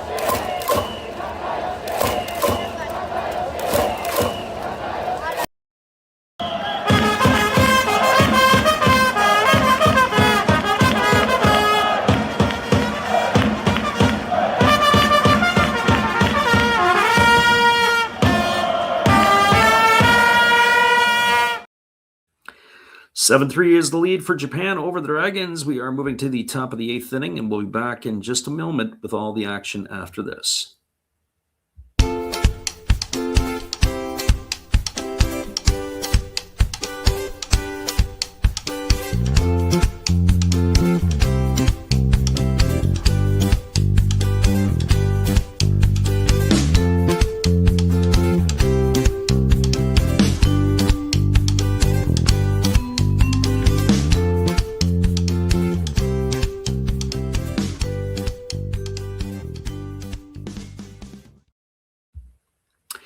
Welcome back, everybody. It is going to be coming to bat here in the 8th inning, or at least slated to come to bat in the 8th inning. Shota Morishita. And then we know that Taisi Makihara's day is done.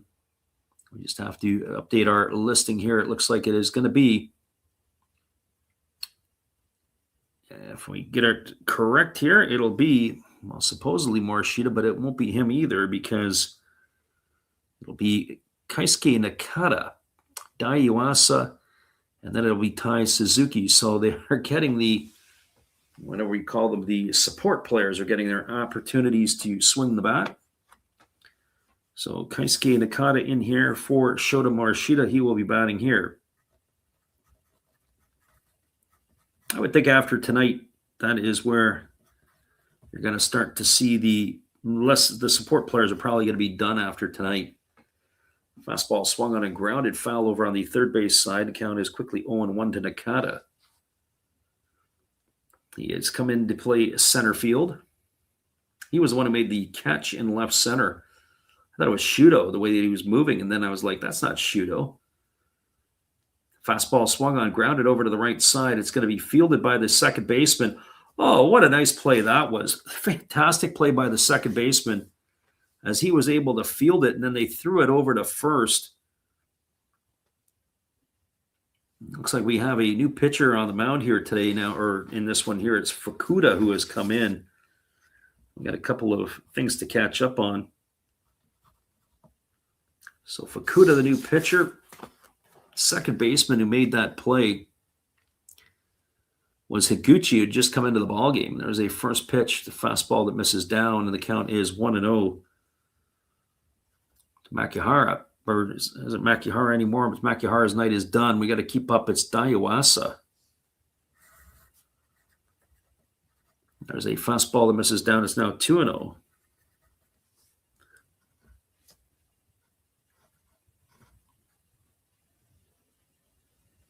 Very interesting play. I think that was 4-1 or 4-3 on the putout? On that last putout there. As that fastball misses up, it's now 3-0. Not in our normal, what I would call setup, because we're not using, usually we use the NPB site. As Fukuda delivers a pitch, it is swung on and fouled away. This is Konosuke Fukuda. Or Konosuke Fukuda. So 3 balls and 1 strike now, as that last pitch was swung on at 3-0. There's a fastball swung on, and this is lifted foul. The count now goes to 3-2.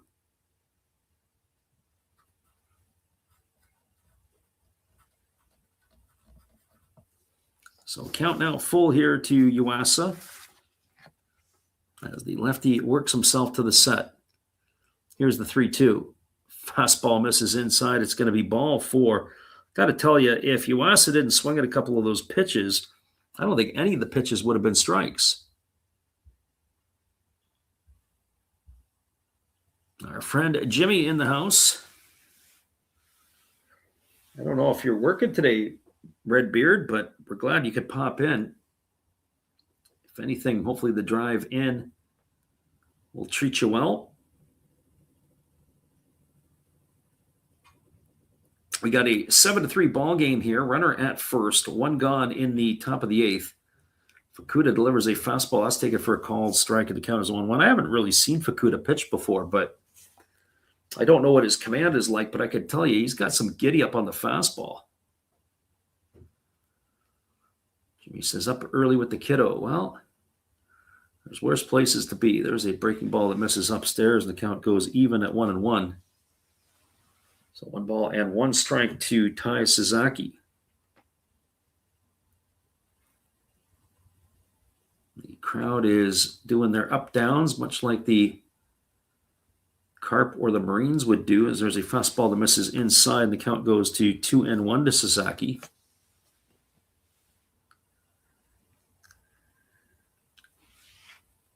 Samurai Japan in the lead 7-3. As the lefty kicks and fires, there's a breaking ball swung on it. It's grounded foul over on the third base side, and the count now goes to 2-2.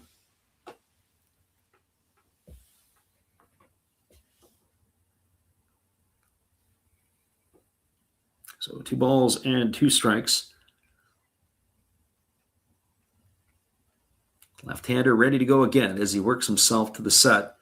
Here comes the 2-2. Fastball swung on it is going to be popped up over on the right side. Racing in. Oh, there's some confusion. And finally, it's going to be Orlando Calixte who's going to haul that one in. And that will retire Sasaki for the second out of the inning. Some communication issues, but that is out number 2. That is going to leave it up to Ishigami coming to the plate.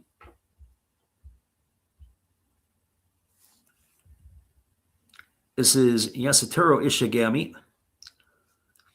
Ishigami came in as the third baseman a couple innings ago, hitting originally for Sosuke Genda. They moved the third baseman at the time, Kazano over to short, as that breaking ball drops in for a called strike, and the count is 0-1. No balls and 1 strike as the lefty Fukuda ready to deliver. There is a breaking ball that just misses down, and the count goes even to 1-1. So 1 ball and 1 strike.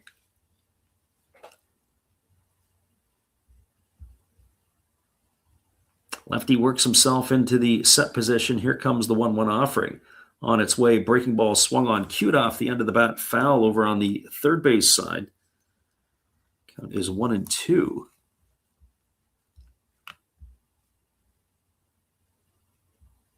So 1 ball and 2 strikes it is. When this one's done, we won't give you a huge roundup, and there's really no other out-of-town scores for us to look at other than that Australia fell to Yokohama tonight as there's a ground ball hit over to third. Fielded neatly and stepping on the bag is the former second baseman, now first baseman, and that is Fukunaga. And that is going to do it. A ground out to 3 to end the inning. No runs in the inning, no hits, no errors. There was a runner left aboard. Your scores, we're now moving to the bottom of the 8th inning. It is Japan 7 and the Dragons 3. Stay with us, everybody. We'll be back in just a few with all the action right after this timeout on the Last Rouse Baseball YouTube channel. It is 7-3 for the Dragons when we return after, or sorry, for the Samurai Japan when we return after this timeout.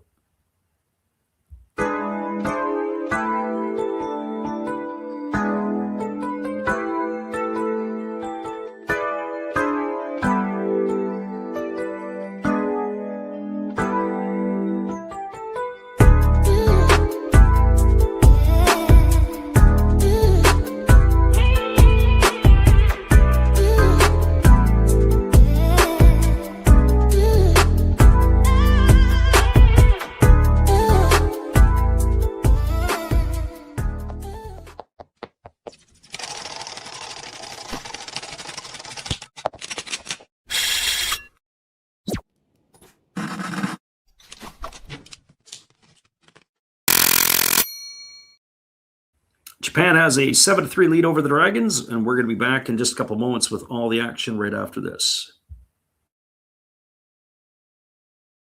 Hello, this is Eric Fox, formerly of the Oakland A's and Texas Rangers baseball teams.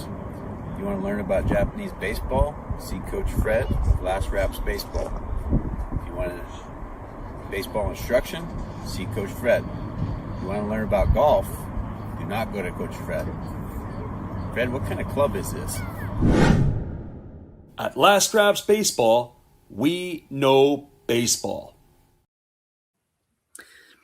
Welcome back, everybody. It is supposed to be the 3, 4, and 5 hitters to come to bat for the Dragons. It means Miguel Sano and then Kosuke Ukai, and we'll see who is going to be hitting in the spot of Jason Vossler at this point, as it looks like his day is done. It is Higuchi, Masanobu Higuchi would be in his spot.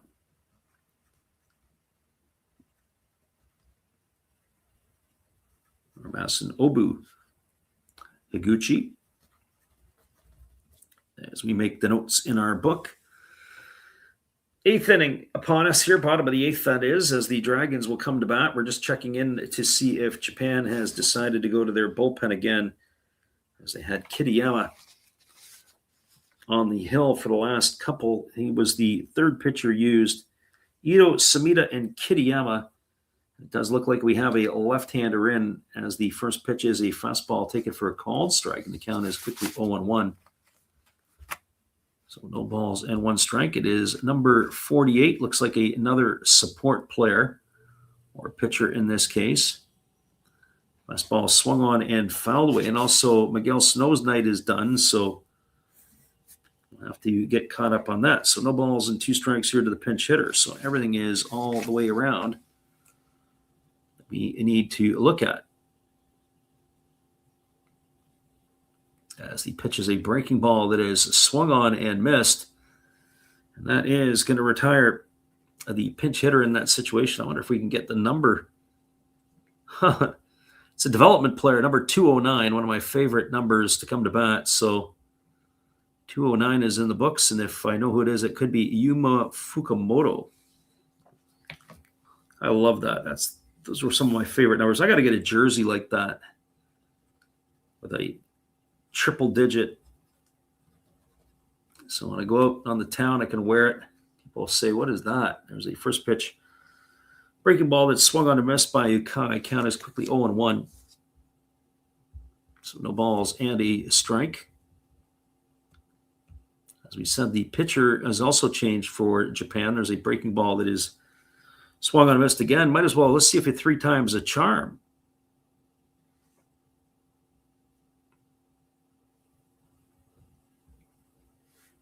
So they seem to be saying it is lefty on the mound. Here is Tamatsu. Not sure if that is or not. Kaisi Tamatsu, 20-year-old left-hander. As that pitch was fouled away. Count remains at 0-2. Go back to the breaking ball. Here comes the 0-2 pitch. Fastball up and away. It's now 1-2. 20-year-old lefty, obviously. Works Buffalo in particular.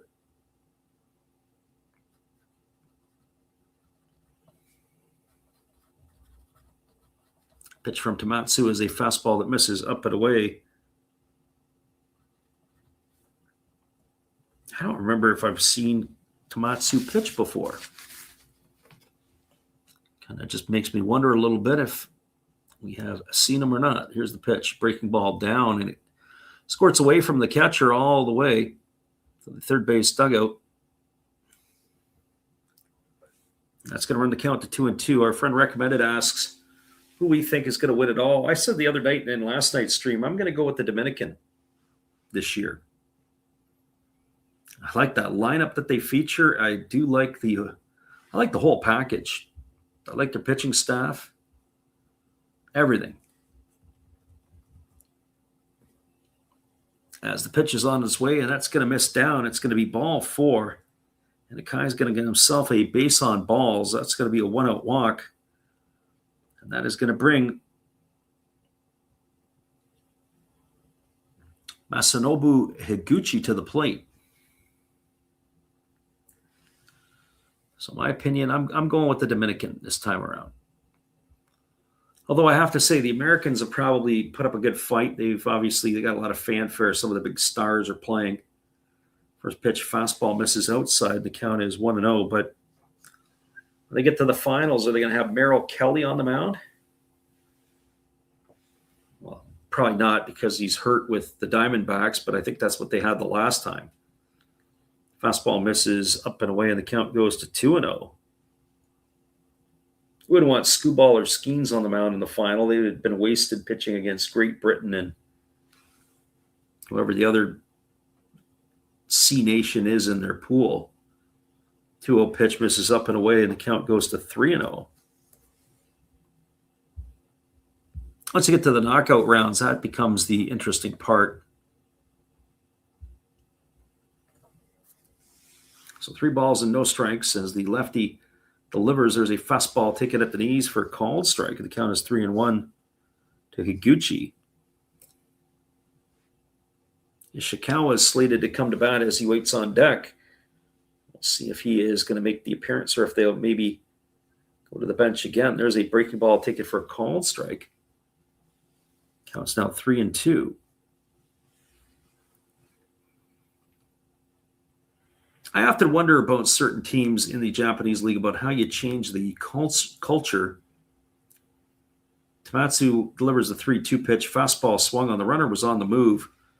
And that's going to be lifted into the seats over down the left field line, and the count remains at 3-2. I was thinking about the Dragons in particular and how they just haven't been very good over the last few years. How do you change that culture? How are you able to try to be able to get yourself or establish yourself in winning ways? Here's the 3-2. Fastball swung on another one that's fouled off behind home plate. The count remains at 3-2. I think for a while there, they had quite a few Latin players that they were relying on. A lot of Latins in their lineup. And often wondered why they would maybe continue to go that approach. I know certain teams have different flavors or different approaches. You think of the White Sox, the previous regime before Chris Getz took over, they were using a lot of, I guess the best way I would put it, they were using a lot of Latin players, Cubans.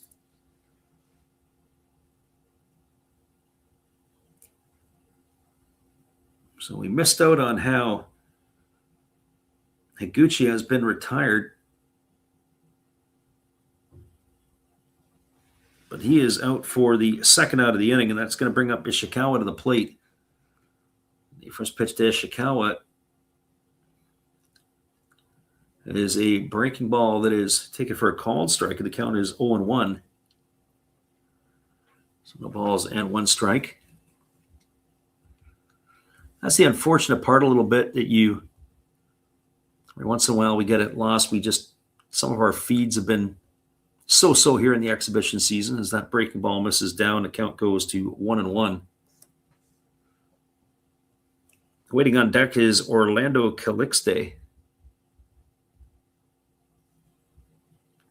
Here's the pitch. It's a fastball that misses up. There goes the runner down to second. The throw down, and it's in time. Oh, and it looks like that the runner a little slow to get up over there. Yeah, he's going to wobble off. That's the training player. He's going to be caught stealing. He's going to be in the books. It is going to go 2-6 for the third out of the inning, and that will do it here. So it'll be Ishikawa to lead off the next inning.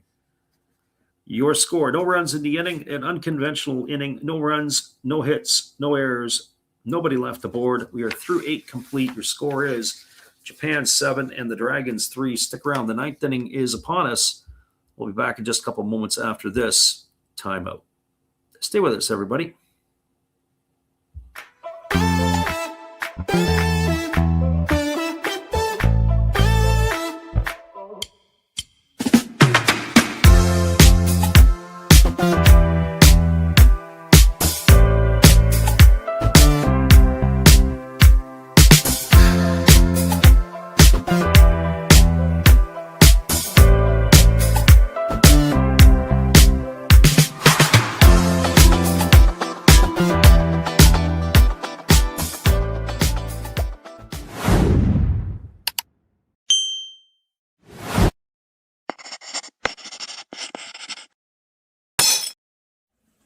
Thank you, Freddie. Appreciate your support and everybody out there.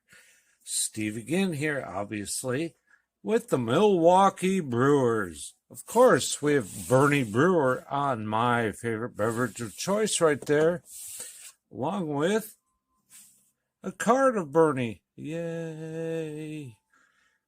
Now, we got some special guests here. I'm not just talking about our Hall of Fame lineup. I must be in the front row. Hey, come on there, Robin. I got 3,000 hits. What do you have? Well, I was the all-time saves leader, and I got 1.5 feet on you. Okay, Raleigh, settle down, buddy.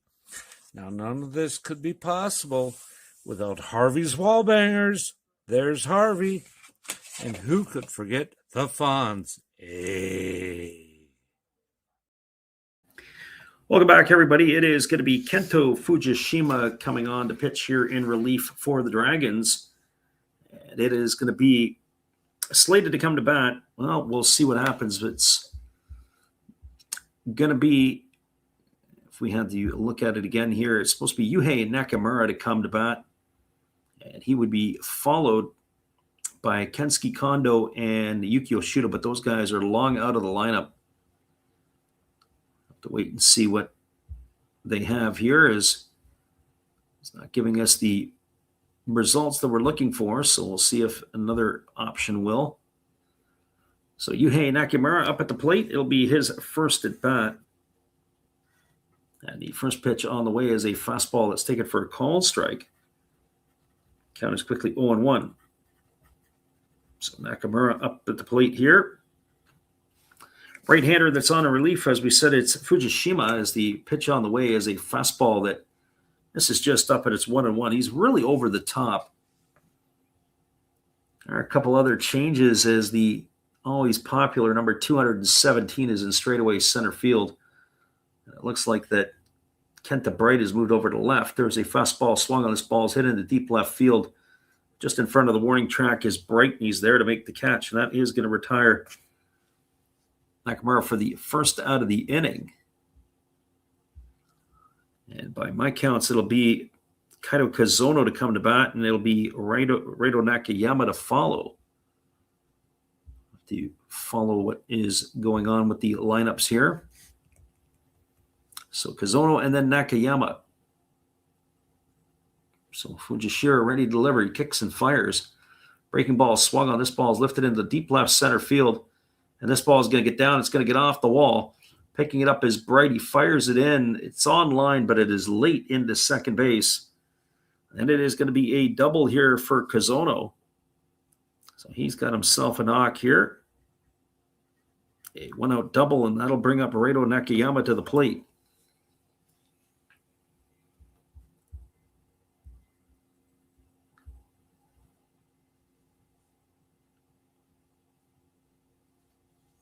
Our friend recommended said in 23, Japan had probably the best pitching they will ever have.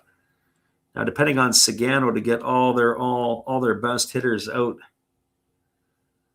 Yeah, well, when you start watching some of the other teams, I mean, there is a discrepancy between the haves and the have-nots in the baseball world. As that fastball misses in, count is 1-0 to Nakayama. Right-hander ready to deliver again. Fujishima holds set, now kicks and fires. Fastball misses down, and the count now goes to 2-0. And again, a guy like Sagano, not in the heyday of his career, but hey, you roll him out against a team like the Czech Republic, and he could probably roll you 5 innings in his sleep. You don't need to roll Ohtani out against those guys. There is a fastball that's up and trying to get out of the way is Nakayama, but he couldn't check his swing. Count now goes to 2-1.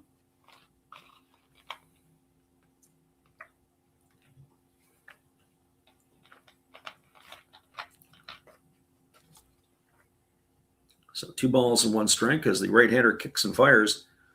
Fastball swung on and missed. Count goes to 2-2. So 2 balls and 2 strikes.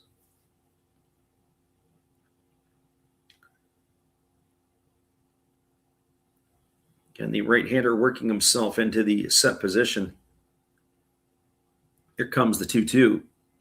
Kicks and fires. Fastball that misses down and in, and the count goes to 3-2.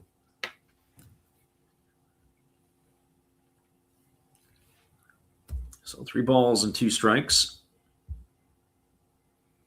Dragons pitcher trying to get out of this inning here and get the Dragons back up to the plate. Runner at second, 1 gone here. There's a fastball swung on. It's popped up foul. It's going to reach the seats behind home plate, and it keeps the count at 3-2 to Nakayama.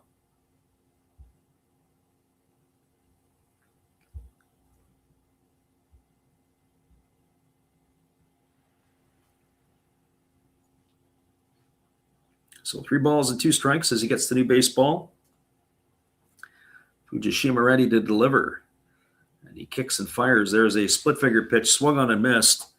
It'll put Nakayama in the books for the second out of the inning, and it's going to leave it up to, and I believe Kenya Wakatsuki, as he had replaced Maki in the batting order earlier. We'll see if Wakatsuki does come to bat or if they choose to give another bat to somebody else.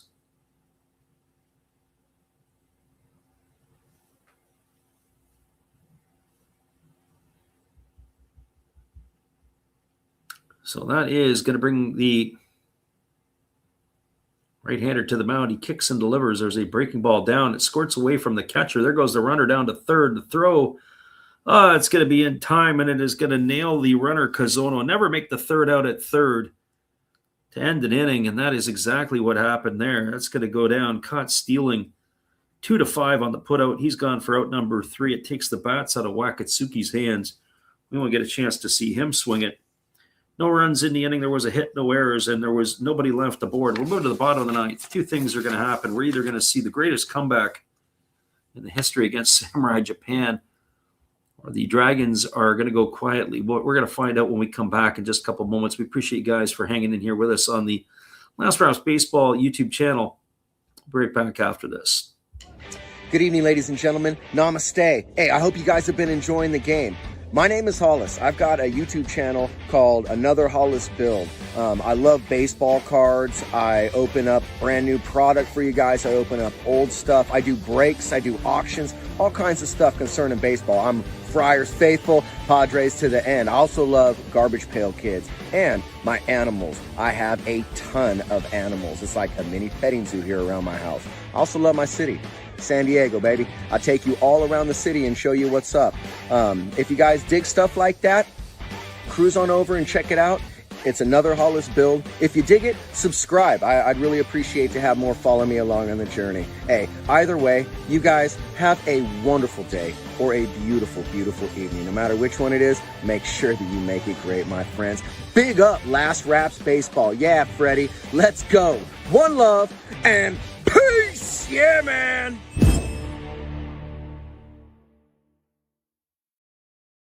Welcome back, everybody. It is going to be coming to bat here for the Dragons are slated. It's supposed to be Ishikawa, Calixte, and Mia.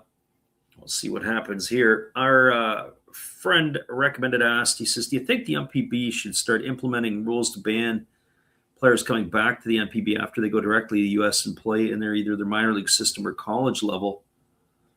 No, I don't think so. I'll tell you, when I was in Europe, there was a Dutch pitcher whose name was, I believe it was Mike Bolsenbroek. Like that was his name. And anyways, he was a Dutchman, and he had went over to school, went to the States. And as he went to the States, what he did is that made him eligible for the draft. I think it's the American rules that need to be looked at or need to be changed. Like, in other words, how is it that a player has to wait a certain length of time, but yet if they go to school or come to the States and go to school as a college player, that they suddenly become eligible for the draft? I don't understand that. Come and go to school, no problem, but you're not eligible to draft. You have to go into the pool, into the international pool, like everybody else. Anyways, he was with, I believe, the Phillies organization. He pitched at a couple of classics. And I haven't looked at the Dutch roster that close, but I think his days would be done at this point. But he did something like that, where he went to a school in California, and he was drafted, I believe it was the Phillies who took him. And he just circumvented the rules of an international signing because he was able to enter the draft. There was a first pitch fastball delivered to Ishikawa that is swung on and missed. Count is quickly 0-1. I know that there's the Sasaki who is with Stanford University, and then there's also the player, I forget who it was, who went to Georgia. There was a fastball swung through and missed. He was an infielder, and I guess that guy got hurt, like literally in the first game of the year. He got doused in the ribs or something like that, and he's done for a while. So no balls and 2 strikes. So that's not going as planned, I don't believe. Breaking ball down in the dirt, and the count goes to 1-2. The reliever Tomomatsu is still on the mound here for the Japanese. He's out for his second inning of work.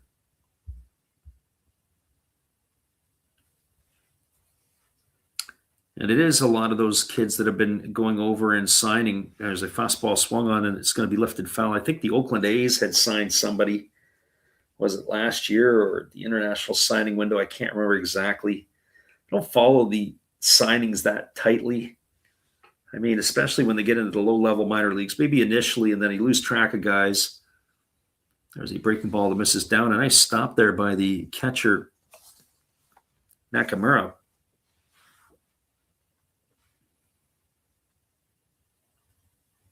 NPB doesn't like, he goes, I heard some old school people are talking about that rule. There's a breaking ball that's down. I think the young players, if they're going to go, they're going to say, I'll take my chances. I don't need to play here. I'll go over there. It's just an old way of thinking. One thing I will say is that, having been in Japan and seeing how it operates, fastball misses down, and then it's going to be ball 4. And being over there a few times, yes, that's going to bring Orlando Calixte to the plate with 1 on and 1 out. Just even the way that the games are marketed. I was going through the schedule as an example. You got a Saturday game, and all the games go off at the same time or a similar time. I never understood that. You've got 2 different leagues. There's 6 games to be played, and you play all 5 or 6 of your games at the same time. I just don't get it.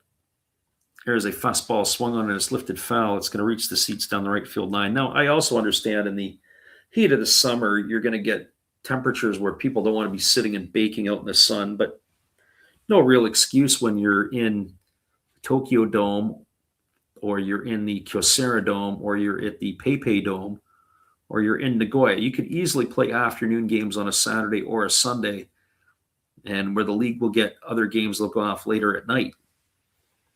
Fastball misses up and away. It's kind of like the Climax Series. Why have the Climax Series have two different games going off at the same time? Major League Baseball, I'm not saying that they're perfect, but maybe you play Mondays the Pacific League and Tuesday it's the Central League, and you alternate back and forth. Breaking ball misses down. It's 2-1 now to Calixte. Calixte's 0 for 1 tonight. He popped the first baseman his first time up.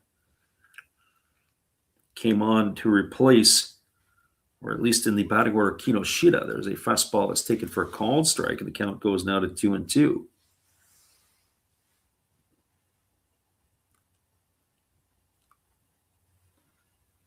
Oh, absolutely. The NPB atmosphere is night and day. In fact, all of Asia, you go to any Asian game, Taiwan, Korea, Japan, it's night and day difference than Major League Baseball. There's a fastball ripped down the right field line, racing into the corner and making the catch as the right fielder. And that is going to cause Nishikawa to have to retreat to first base. Nice job there. Calixte put a good swing on that pitch. Racing to haul it in was the right fielder, and that was Nakayama.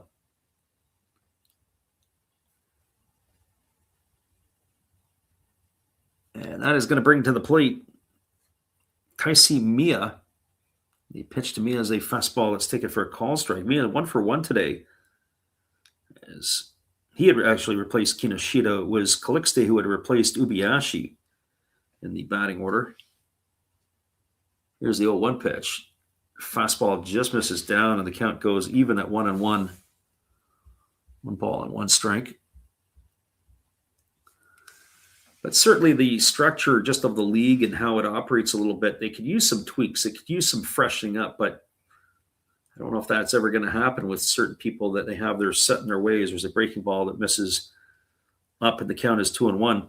I was at a Yomiuri Giant game, and I remember I was walking the concourse, and I had a young fella come up to me and wanted to sell me the package for the Giants so that you could watch and stream all the Giants games. Fastball swung on and fouled away. It's now 2-2 to Miya.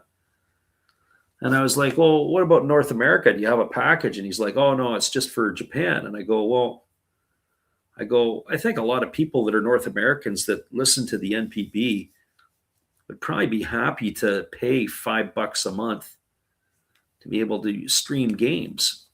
And I said, you guys are losing money because people are pirating games, as there's a fastball that misses down and away, and the count is 3-2.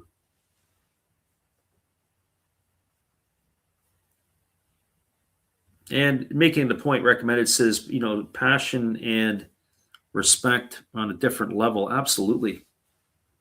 Breaking ball swung on and fouled away, and the count's 3-2. It remains. I mean, I've been to games where in Japan where the game's a blowout. It's the 8th inning. The fans are still sitting in the stands cheering right to the bitter end. It could be like a 10-1 game. You're looking around saying, when's anybody going to leave? And nobody's leaving. Team's getting pummeled. The home fans stay right there, right to the bitter end. Fastball swung on and lifted foul into the seats, and the count remains at 3-2 to Miya.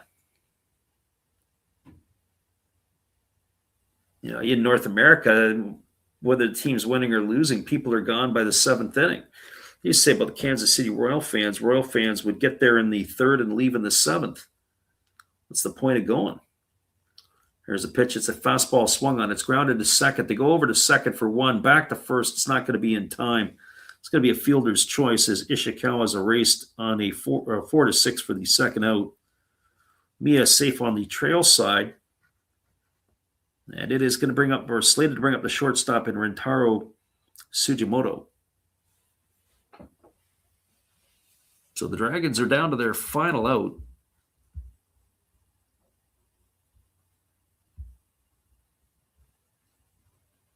And we'll see what we have here, if anything else. I don't know if that is the shortstop or not. It looks like we have a pinch hitter coming off the bench here for the Dragons. And the first pitch on the way is a breaking ball that misses down, and the count is 1-0. It looks like it's Kosuke Ukai, but I don't have a Kai in this spot in the batting order. I had him at a different spot. Well, we'll just have to play it out and see where it is. We'll have to look here. No, it is Mara, it looks like here.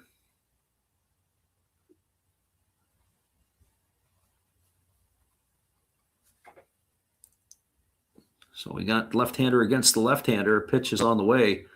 Fastball misses down. This is number 56.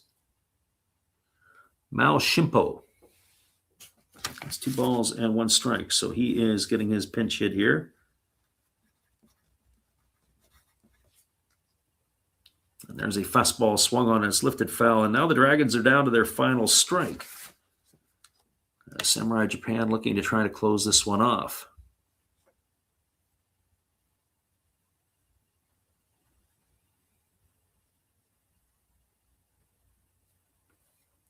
Yeah, that's exactly it. They want to close, control the media, not wanting to send it worldwide. It's unfortunate. Here's the 2-2. Fastball misses down and away, and the count now goes full. You know, you think about it in some ways, and I'll put it in this context. It's like iTunes. You know, if they charge 99 cents for a song, and now people just pay it rather than the piracy back in the day of some of the sharing tools. There's a fastball that misses up and in. That's going to be ball 4. So now we got runners at first and second. So they're having a hard time. Tomatsu closing this game out. It's going to bring the top of the order to the plate. That's supposed to be Fukunaga. And our catcher here, Nakamura, has gone out to have a couple of words with his pitcher, and now he's going to make his way back to the plate.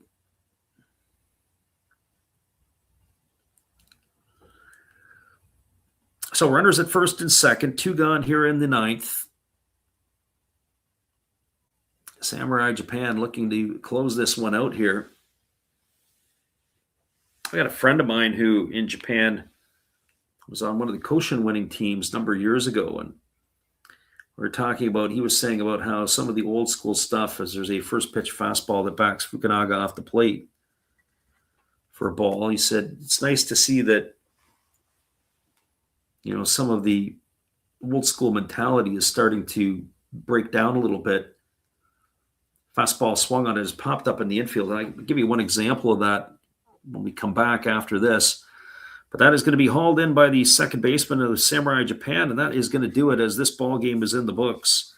No runs in the inning. There were no hits, no errors, and there was 2 runners left aboard. Your final score is Japan with a 7-3 victory over the Dragons. I'll come back and give you my thoughts in just a couple moments. Appreciate you guys for listening in with us here on the Last Rounds Baseball YouTube channel. We'll wrap it up for you when we return right after this.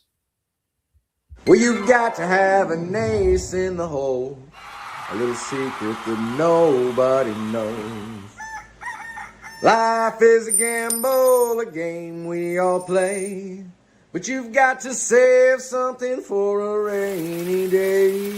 You've got to learn to play your cards right if you expect to win in life. Don't put it all on the line for just one roll. You've got to have an ace in the hole.